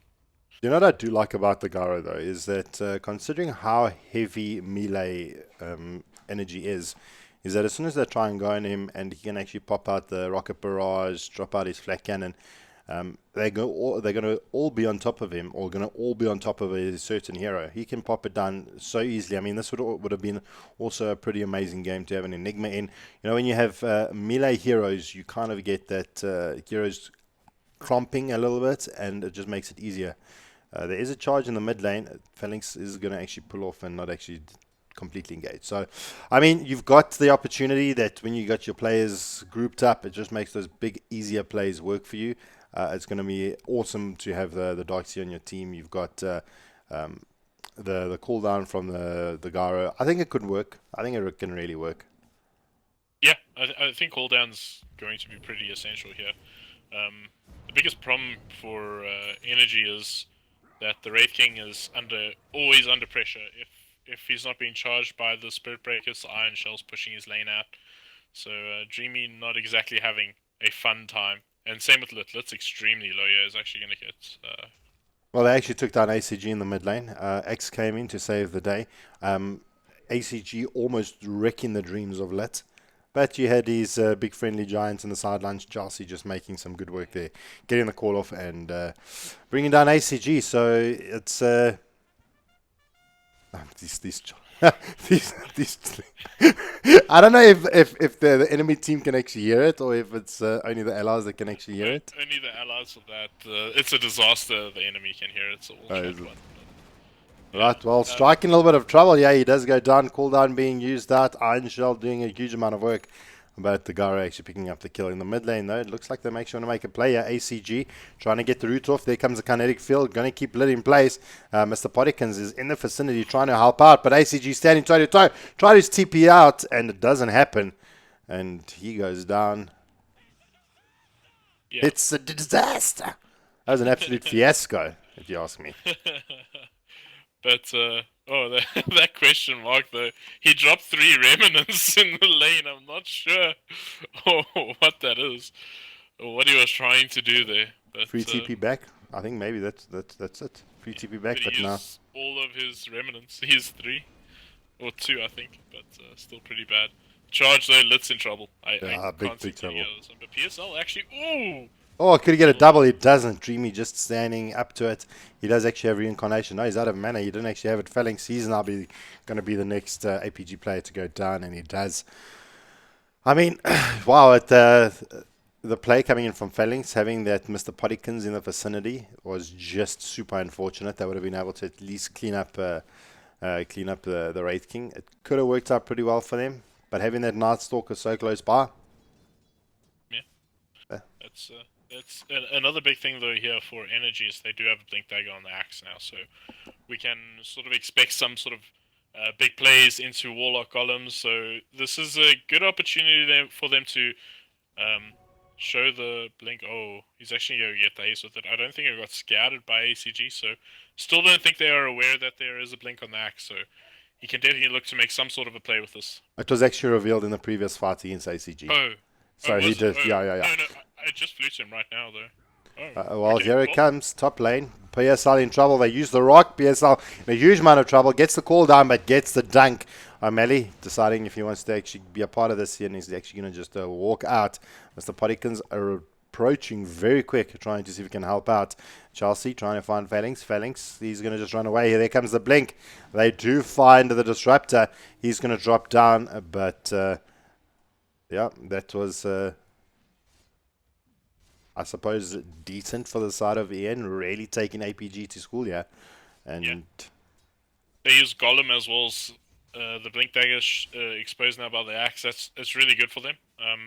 The Golem slap, they can maybe put some pressure on the tier 1 tower, but I think now for APG, they're going to be more aware of what's happening, and they probably didn't keep eyes on the axe until that moment. Now they're going to be fully aware that he's going to be a concern. So the same way Phalanx was a big worry for energy in the early game, it's going to be the other way around now that Chelsea's got the Blink Dagger up. It just gives it that constant threat. As soon as you engage on a player, you've always got that blink call available to you. Sometimes Axes decide to either go Vanguard first and then into blink. This is a pretty big stack here for Lit as well. He's going to actually be Really happy about this as well. I mean, he's going to accelerate his farm really quick, trying to also build towards that blink.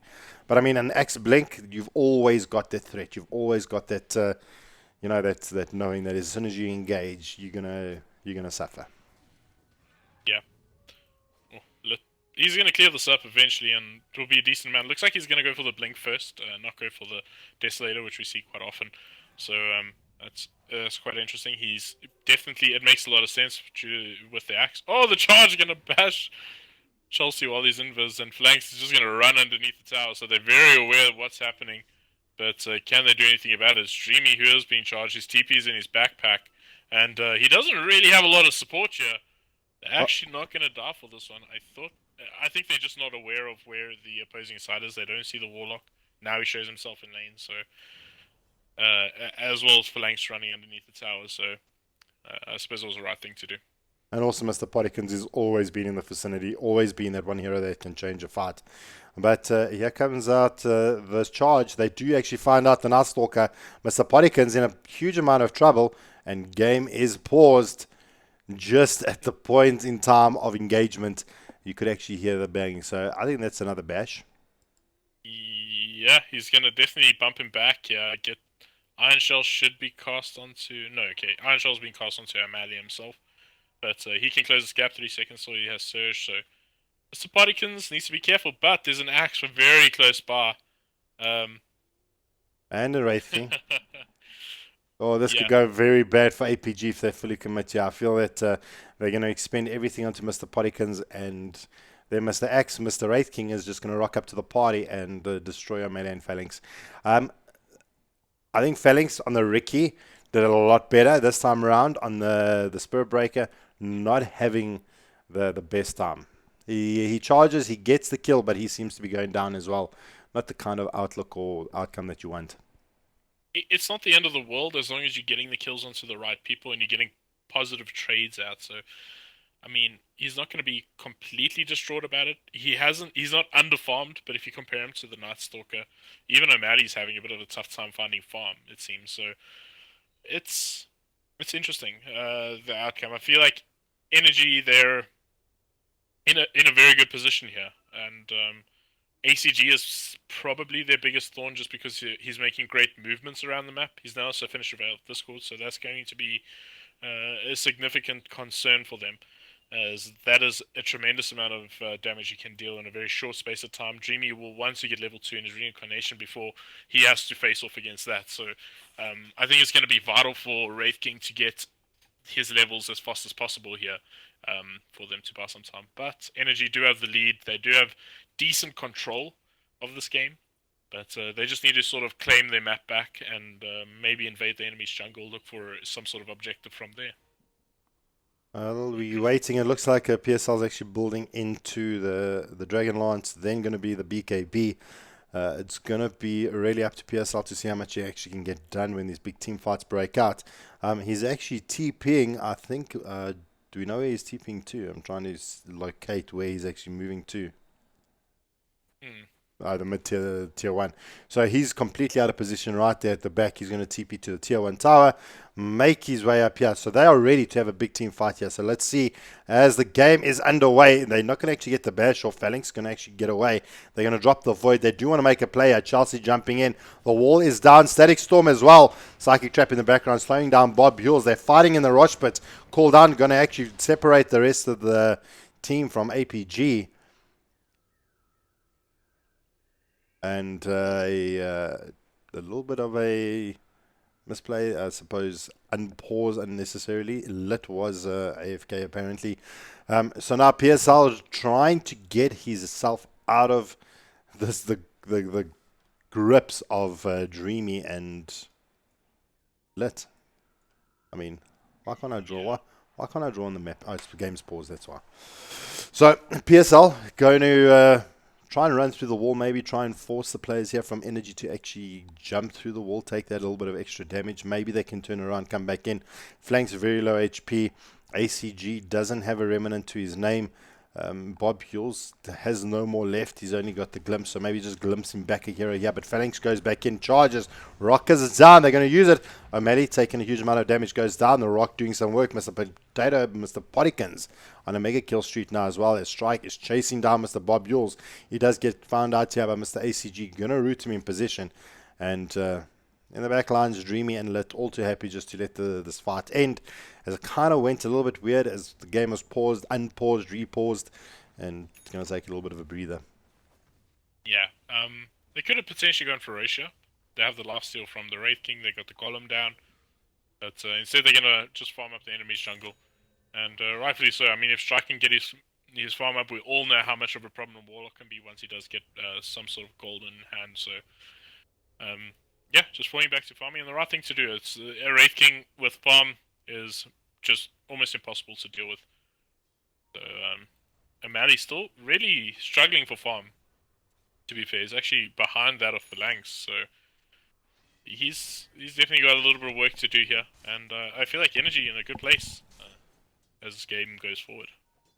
Well, Phalanx is here on the sidelines trying to see if he's going to make a charge. Nothing yet. We're going to see Mr. Bob Yules maybe come close enough to actually be a little bit of a problem here or reveal the smoke as Litz is actually farming out these ancients. Bob Yules, he's going to... That is a very deep board. That is going to show some beautiful rotations. Yeah, and he didn't even get scouted. That was... He must have walked over this track. I know, it got pinged out. It got pinged. Oh, no, he was smoked. He was smoked. He was smoked on the way in. He was smoked on the way in, and then spotted on the way out.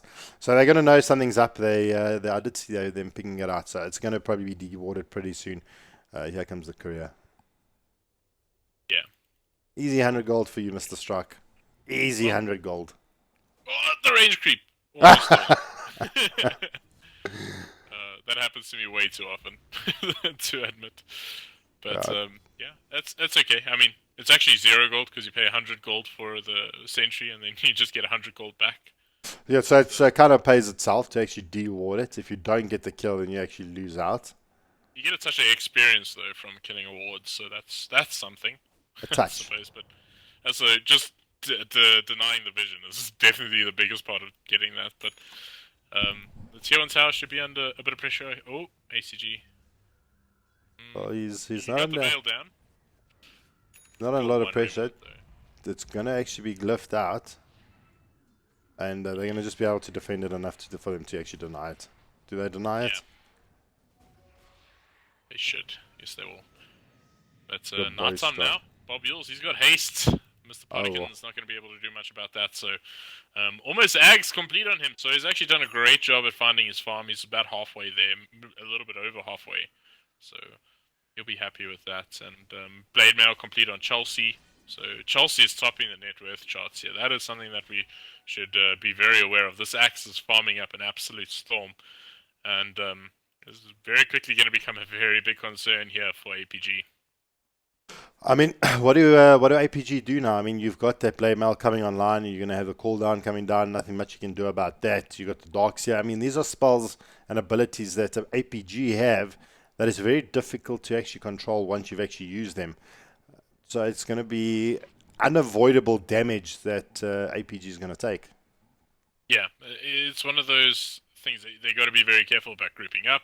They got to be very careful about splitting up too much because Simple Assassin, if you're alone and Simple Assassin finds you, you're more than likely going to die very quickly. Seeing that Lit has got that Blink Dagger up, he's on his way to getting up that Desolator. So yeah, it's a pretty good lead here for Energy, and it's going to require a lot of good movements from APG. Oh, nice ward from Phalanx, but going to be scattered here by Mr. Potikins. Oh, he actually cancels the charge, but no way of stopping it. Oh, the TP! The blink call from Chelsea stopping the second TP away. And easy dunk, wow. that was really good. That was well played. Shadowblade build here onto the Axe. That's actually quite interesting. Pretty good. Pretty much play him like the Magnus sort of way. And yeah. So what do you think it is? To jump in, get the call off, allow an easy ult for the Warlock, and then if things are going bad, just Shadowblade up and get out of there. Yeah, it's sort of like the same way you play a Magnus. You sometimes Shadow Blade to get yourself in a good position if there are any wards on you, or you Shadow Blade to get on out if necessary. Depends on sort of the situation. So it's a very versatile item. But Charge is actually onto Chelsea and he's pretty low. But the rest of the team is close by. Dreamy's close. Oh, yeah, they were Oh, scattered flanks there, and everyone gets himself on out. So quick fingers and safe escape there for Chelsea. well, it looks like there's a little bit of a congregation bot here for the EN squad. They want to take this tier 1. TPs are coming in. They're going to try and defend this. They do have this vision here of this psionic trap, just giving them a little bit of vision. ACG gets the root off onto Dream. He pops out his armlet. Beautiful static storm coming out from Bob Buells in the backlines. Going to be able to take down the one life of the Wraith King. Now cooldown being used. Upheaval slowing them down. ACG jumps in there. Phalanx going to be taking a huge amount of damage. Does go down. Melee fighting Mr. Poddykins can't make that happen. Let's going to survive. And no, he goes down to the likes of PSL. And now poor Mr. ACG goes down to Mr. Dreamy of the Wraith King. Strike fighting under the tower. They clean up PSL. And before you know it, a full 5-man team up coming out here for the team of EN. Doing unbelievably well. Splitting up their damage. They lose the TA. But the rest of the team limps away from that big team fight. Yeah, was really good play from Strike there. He got a good rock down, and then he followed it up with the upheaval, and that upheaval just meant that APG were useless. They had no way of fighting there. They were so slow. We even saw the Remnant how slowly that was getting out from the Ember Spirit. So yeah, this is a very very big concern for them. The team fight is just too strong currently on the energy side, whereas they sort of lack a little bit. Bob Yules, he got a decent ultimate down. He secured the initial kill onto the Wraith King, but you have to kill him a second time. They have no way to deal with his with the ultimate on the Wraith King. He's hit level 2 in it, so he's not too worried about dying there. Oh, Oh wow! call coming out, spotting out Mr. Bob Buells. I think he was actually in Viz, so them actually finding that. Unbelievable phalanx coming in there. A little bit too late. They need to get themselves out of there. Melly's going to get stunned up here by Dreamy, and this is going to be one dead on Melly. Not just yet. Phalanx actually gets the nether charge off, and eventually he does go down to the likes of Chelsea. Phalanx still trying to see if he can find something. He does get the charge off. Gonna charge out. Chelsea is taking a huge amount of damage. Got the battle hunger. Pop the blade mail. Not going to be good enough. And Phalanx picking himself up a kill. So swapping things around here, losing both their cores. Chelsea and Chelsea and the Wraith King Dreamy do hit the deck. Much Yeah, that better. was I think it was a little bit better this time around. Yeah, I thought it was going to be a big concern because they caught two people in the upheaval. They were not going to escape, but very good rotations from APG, identifying that they can maybe just turn this fight around and successfully did so. And maybe going to find another objective for themselves here. So they will be very happy with that outcome, considering they were behind. But now it's the Night Stalker. He's in trouble. He's going to be trapped in here. But they'll first find a quick kill here onto the Warlock. Looking for more. Mr. Poddykins, can he get himself an outlet? Just in the general vicinity, so it seems like he'll be fine. It is night time. He is damn quick, but it's actually the Wraith King. He does have ultimate up now. They can look to turn this one around. TPs are coming in. That's the Axe Dream. He's still actually alive with his initial one. A big call, but here comes a good silence out. But it's lit from the sidelines here, just dealing a hell of a lot of damage. His Phalanx with a great charge catches that too. Can he do more here? Dreamy is extremely low. Phalanx is quite slow. I don't know how much more he can really do. A good call coming out from Chelsea, but a very quick stun comes through, and the stun comes, and Chelsea will secure himself that kill. And 4 for 2 exchange, but they do bring down the Wraith King again. But 4 down for that trade, and only ACG surviving in the top lane there. Wow. That was a ridiculously messy and drawn out and fought in different areas. We had the two players chasing down a melee. We had Chelsea taking care of other business. It was absolutely ridiculous. But the boys from Energy, they held their head. They knew exactly the targets they wanted to go on and cleaned up off the back of it. ACG deciding he didn't want a part of it and just got himself out of there. I don't even think he was. I think he was there in the beginning of the fight and then actually just TP'd out. Yeah, he jumped out, then TP'd to the lane, but I mean, I think he realized it was a lost cause, and the less that die, the better. So managed to put some pressure on the top lane, push that out by his team sometimes to make sure that they're not going to take an objective. They take the mid tower, but they could have potentially even found 2 towers with that. Instead, they had to go and defend the top lane. So ACG maybe doing a bit of a good job there, buying his team a little bit of time. Phalanx with a very deep charge here, but he will have PSL with him. This could be a bit of a problem for Chelsea, but Chelsea, he's very aware as Phalanx does come straight underneath the ward. They ping it out immediately. They know exactly where that ward is, so should be dewarded soon. That's going to just give them a little bit of a breathing space at the moment. I mean, things are going really well for Ian. And I didn't expect it, to be honest. I mean, I felt that APG had the decent team fight. They had some big ultis. I mean, you've got the Vac Wall, you've got the Static Storm, you've got the Call Down, Slider Fist. I honestly thought that APG would be able to handle team fights a little bit better. But Ian is absolutely doing some amazing work. That Rock doing just enough work to actually cause enough chaos, mind the expression, chaos in team fights to actually stop the synergy of their heroes. Yeah, there's also a lot to say about Upheaval. Upheaval's really controlled a lot of these team fights. They've really struggled to move around in it. The Fatal Bonds. It's just Warlock's got this whole tool set where in team fights it just gives you that slight edge. And having a hero like Axe that can just sort of give you a big area of CC, it's just that extra little bit that's going to help in these sort of team fights. So this is it's looking a bit tough here for APG. They're not by any means out of this. They're still in a decent position. BKB is complete over here on the gyrocopter, so he'll be looking to try and survive a little bit longer in these team fights, but he's still not really dishing out huge amounts of damage. And we'll see where he opts to go from here. We've seen Ags a couple of times, but I don't know whether or not it is the item for him to be going at this stage of the game. Well, charges out on the mid lane. Mr. Potikins in a little bit of trouble. The Phalanx closes the gap. Slider Fist coming out from ACG. This could be a very dead Nuzstalker. It is. The Rock comes down. They lose the Disruptor. And now the Upheaval slowing them down. Dreamy coming in there, getting that stun off onto ACG.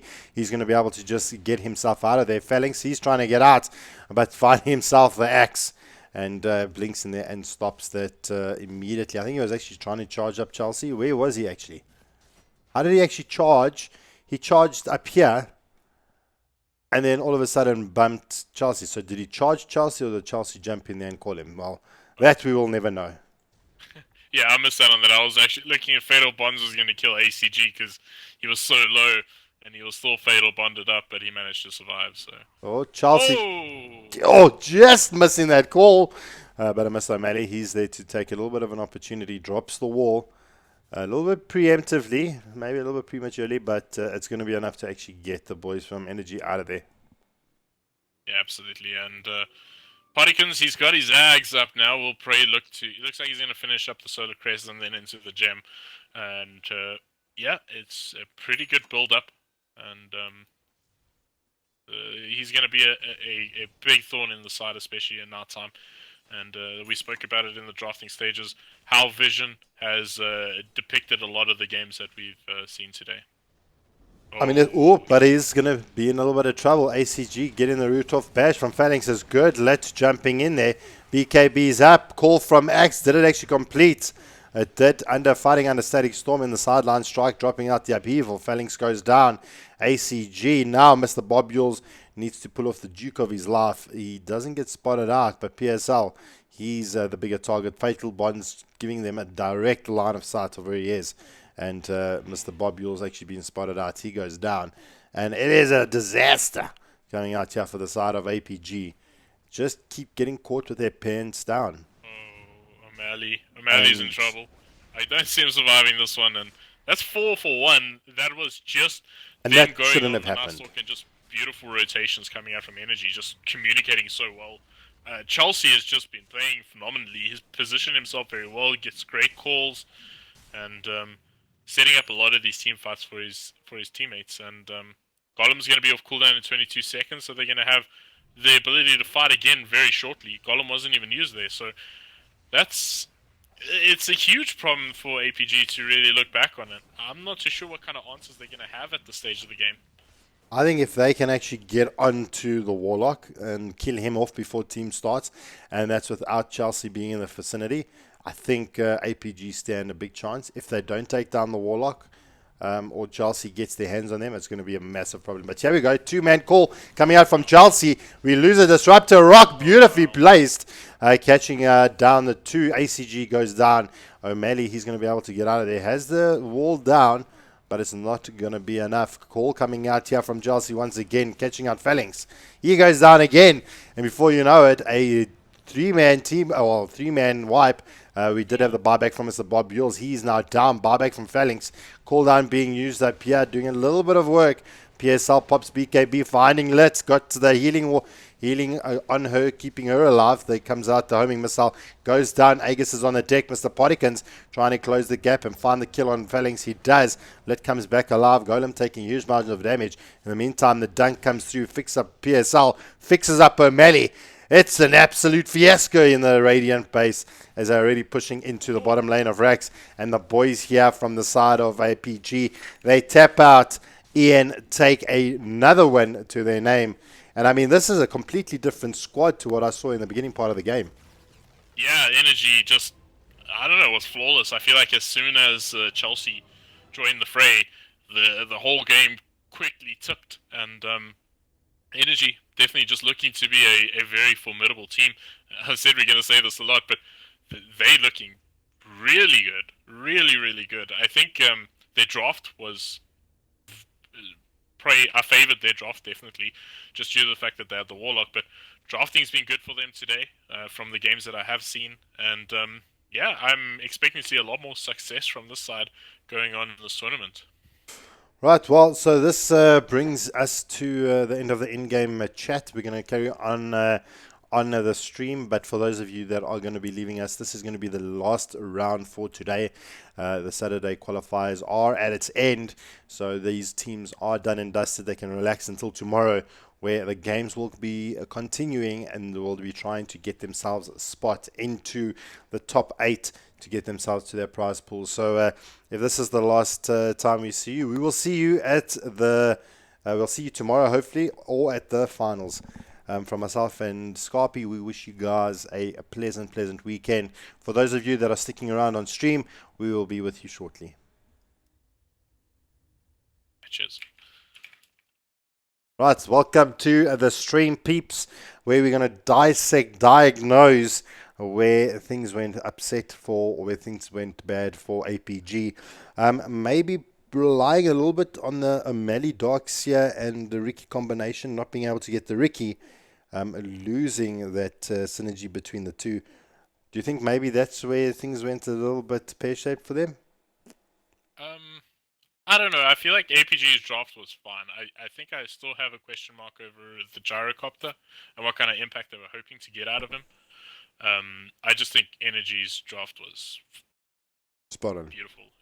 It's just right. They had 3 very solid frontliners, and then they had a massive damage dealer in the sense of the Templar Assassin, who was very difficult to bring down in her own right. Having the BKB up at a very early stage in the game, the refraction charges, of course, that is a natural part of the hero. It was close to an impossible task for APG to sort of deal with the team fight that Energy kept on throwing at them every time they try to do something. I mean, we saw the one fight just near the end. They put a charge down onto Mr. Pottikins. They bring him down, but the rotations come in, and Chelsea gets a great call, followed up by just a couple of stuns. They didn't even need to use Warlock Golem, and they get a 4-for-1 exchange. And this just kept on happening, and APG just had no answers.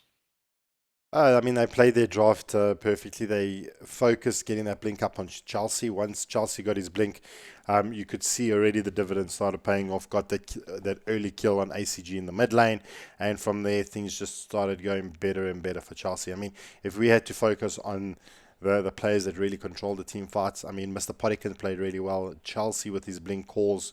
I mean, he may not have called 2 or 3 players, but he called the player that was putting the most amount of threat onto his allies, and it just did enough to actually slow them down. Yeah, I mean, one of the things we can definitely say about Chelsea's performance in this game is that he was never in the wrong place. He was always close enough to call if there was some sort of trouble. He was always in the right place to not get caught off guard where they shut him down before the fight starts. He just played flawlessly.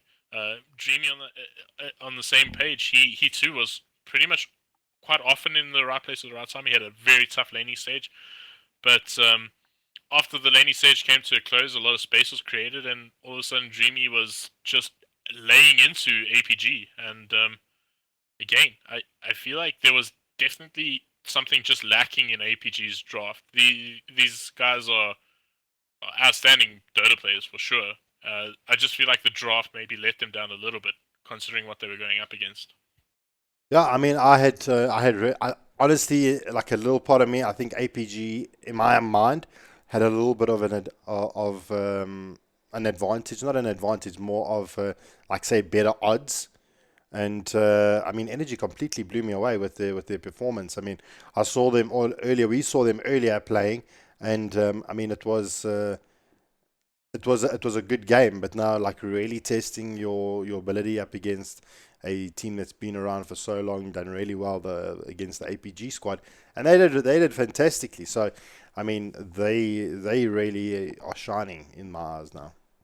Yeah, I think outstanding player so far today for Energy is definitely Mr. Pottikins. He's done a great job at creating space for his team, finding farm, making a big impact consistently. So that can definitely be said for them. Other than that, I think it was just outright just good performance all around from Energy. I can't tell you any flaws that I identified. Not that I would be uh, able to criticize these guys, but um, I have nothing that I saw. Surely they're going to review and maybe pick up a couple of things that they can work on, but I definitely have no criticism for them. I mean, I just want to point something out, Chelsea. Look at what timing do you expect to get your blink? Mm, What's the average timing for an X off lane to pick up his blink? so you're looking at about 12 minutes if your lane 11, 12 minutes if your lane's going fine. Anything below that is great. He got it at Um, 9 minutes. He got it sub 10. yeah. So that's the speed of a jungling axe in lane, which is Wow. actually significant. That means there was not really all that much pressure on him. And I do think he jungled quite a lot, but he also had an impact on lane. He didn't allow PSL to get completely out of control by any means. So Chelsea did just a good job all around. Right. Well, I think we're pretty much done with the rounds today. The game lasted only 30 minutes. I think let's take a quick opportunity to see if there's any other games up we can jump into really quickly. Just bring you a little bit more Dota until we do sign off. It is going to be the ending part of the weekend, so it is going to be really interesting to see if which teams do make it to the top, etc., etc. I found the XD squad. I'm going to just jump into the game to see how things are turning out here for them.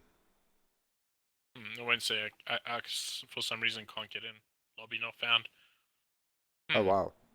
Maybe Okay, the game well, just ended potentially. potentially. Let's see. I'm still got my loading screen up. No, the game's still up. Oh, maybe I'm just bugging. It is being currently covered by Mr. Camille. He's bringing us that action there on his stream as well. Let's just take a quick look. If you can find another game for us to actually jump into. So this is going to be the XD game. Wow, WRG sitting 48. Although it's actually gone almost the full distance a little bit. It seems that XD is actually keeping them at bay. I mean, it's lasted 37 minutes unless it's just WRG playing with their food. Yeah, we often see that, but don't get that wrong by any means. XD is quite a strong side. They got pretty good players all around. I think there's a side that can easily be underrated or underestimated and can catch you by surprise. So I mean it I in mean, I mean it in no disrespect. It's just yeah, 25-48 and WRG. We normally see them do amazing work in the early parts. But Rockers down, RP being used, really focusing down TKC on the DP. Fatal Bonds is doing a huge amount of work, and again we see the Warlock being picked up. This time round, that's Crystal Maiden drops the ulti, getting that Spirit Siphon off. Hold could be in a little bit of trouble. Santo running in the front lines, playing the CM, not the core position we normally see Santo play, and all of a sudden, 3 down here for the side of XD. Only losing the Phoenix.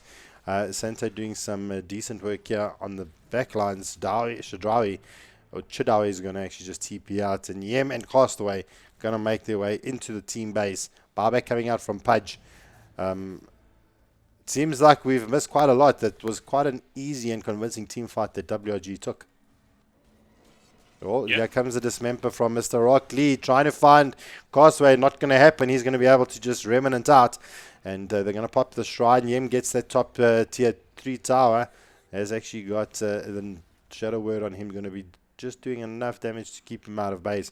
Santo still hanging around. A very low HP, waiting for his Tranquils to come off cooldown. And the boys from XT, they hold. They only lose the tier 3 tower after that. Yeah, that's... Oh, Fury though. Oh, Fury's in a lot of trouble. Actually, Glimmer Cape's up. Actually getting a huge amount of regen from that shrine. Yo, Yem playing very aggressively here. Let me just try and get my bearings. Okay, yes, I see. Oh, there we go. They get a kill into Santo. Oh, big RP catching out the Pudge. Glimmer Claped up will be TKC. He's trying to get out of there. Trying to find another kill. They do. They drop down Fury. Can they find the Legion? They're not going to be able to. TKC, he's BKB'd up and going to run back into base, get a little bit of protection. And Timber, he's going to just keep it there. So, I mean, most of the action is coming from Camille, if you want to join him on his stream. It seems like it must have been a very interesting game. The Haunt does come out. And WRG starting to take down the racks as Megas are available now. And... job is gonna be done. Yeah, I don't see much of a way for them to come back here. So, I mean, TKC, that was close. But yeah, I don't see much of a way for them to come back here. Castaway is playing on a pretty comfortable hero, and I'd love to know how. Safe lane Timber, I'm assuming. Pretty interesting. It could have maybe been a try off lane with a safe lane mag, maybe. I think they would have just maybe gone tri-lane. I don't know. But I mean... it could have been either way. I mean, looking at XT's draft, I mean, they pick up the Warlock. And for the side of WRG, they don't even have those big team fighters. I mean, the Treant, the Warlock. I mean, XT picked up the Warlock. You'd expect... generally, you think picking up the Warlock's an instant win. I'd love to know the idea or the thinking behind WRG when they picked up... when XT picked up the Warlock, what they actually used to counter it. What, do they put the Timber Saw in again against it?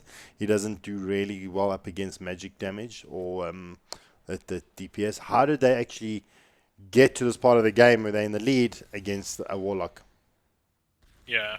I just think that you would just win your lanes outright, then you can sort of be in that position. But I assume they didn't win their lanes that convincingly. The fact that that's their opposing side is sort of still in it. 42 minutes in, they're not in it, but they were still looked like they could potentially defend and maybe turn things around. Now it seems far more unlikely, but they're not giving up anytime soon, and rightfully so. Well, a Horn comes out, Castaways in the base. Looks like they may actually look at trying to defend here. Haven't popped Exorcism just yet on TKZ. Doing quite a bit of damage here. They're going to lose. Oh, beautiful RP coming in. But Shadrawi getting, Santo picking up a double kill on TKC. Onto the Legion, WG Castaway. He is down. And Hunter, he's paying with his life. And GG being called out. And... and yeah, the chips at the end of the game. But anyway, the boys from WRG, they finishing off the game. And the Penta at the end makes it unbelievably fun. Oh, yeah. Enjoy your 4K. Chitty, yeah. That's just typical Hunter and Fury things. GG, close game. Well, I mean, it went longer than what I would have expected. WRG, you kind of find that they win in the beginning part of the game, or it kind of goes the whole 9 yards. So it was giving me the impression that XT was actually doing pretty well up against them. It gave me Yeah, that impression. yeah, absolutely. Very, very surprised by that, and I mean, good for them. I mean, WRG. A lot of people are saying that they're just so far ahead of all South African teams. They must be very careful about finding themselves in that sort of rut that BVD did a couple or last year or the year before, where they were just on top, on top, on top, and a team just put so much effort in. Who were WRG at that time and actually dethroned them and are now the number one side in South Africa. So WRG, I'm sure they still practice a lot. I know a lot of their players, they more than willing to go the extra mile, and it's going to be difficult to dethrone the side. But I mean, we've seen good Dota today, and we've seen pretty big upsets in many tournaments. So hopefully, we're going to see more of that. Oh, well, I mean, I'm just trying to confirm to see if there's any other games that are going to be taking place today. We have got still round 4 and 5 to take place. So I don't know if that's going to be taking place tomorrow, or if we're still doing that today. I'm just trying to get confirmation. But otherwise, hope you guys have enjoyed the amount of data that's been taken, that's been happening. It's always good to support our local esports. It's the only way that we're going to really get on the map and show Merlini that SA can compete with the best of them. Let's be fair. Melini was that article was written with with from someone in South Africa giving his perspective, and then Merlini using something from his past to try and describe what was happening. So I think it's just complete misunderstanding and misrepresentation. But yeah, I mean, we definitely do have players. I mean, a lot of our talent is overseas, doing a lot of things. So you never know. South Africa can make it back onto the scene. We played in WSG. We got a long way to go, but we can definitely prove Melini wrong in that article. Well, I actually saw his comment on the stream at the majors, when Red Eye actually asked him, and what about South Africa? Because Red Eye is trying to get our local scene like buffed, like we want to become the X of like Africa Dota, and his comment was that.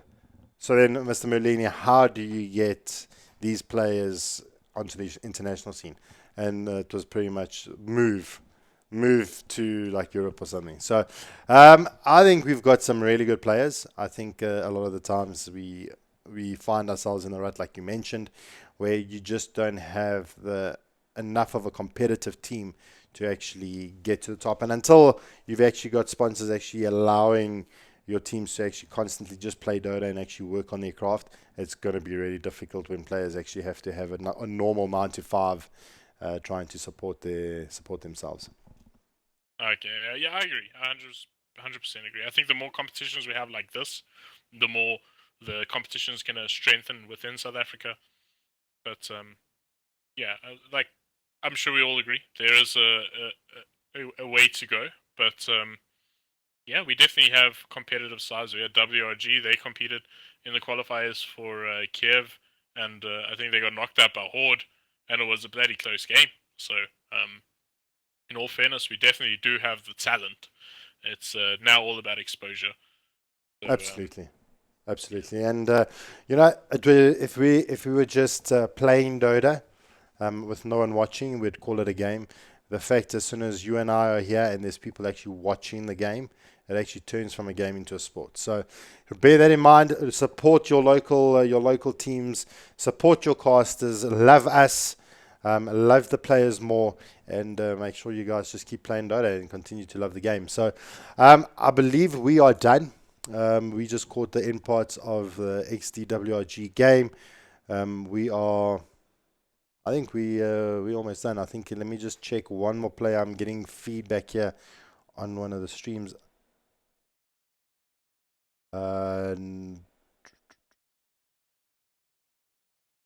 Is Fling Flang? Anyway, let me just. Let's just check it out. Anyway, I think we will still end the cast here, guys and girls. We'll see you tomorrow. I think we start off the round again at 10, so do stay tuned to Facebook for all the social media updates. If you're not sure, follow me on Twitter at Jubba Gaming. Follow Skaapie at Skaapie Dota, and we will let you know when stuff is going to be happening. Yeah, perfect. See you guys tomorrow. Also, I'm actually, just before we actually say goodbye, I just want to actually see which teams are playing here, and no, it doesn't look like we. I actually know the team. Anyway, guys, for myself, take it easy. Don't do anything crazy. And remember, stay strong. Enjoy the rest of your weekend. It is freezing out there. Make sure you're wearing something warm. And stay cozy and keep it real. Yeah, cheers, gents.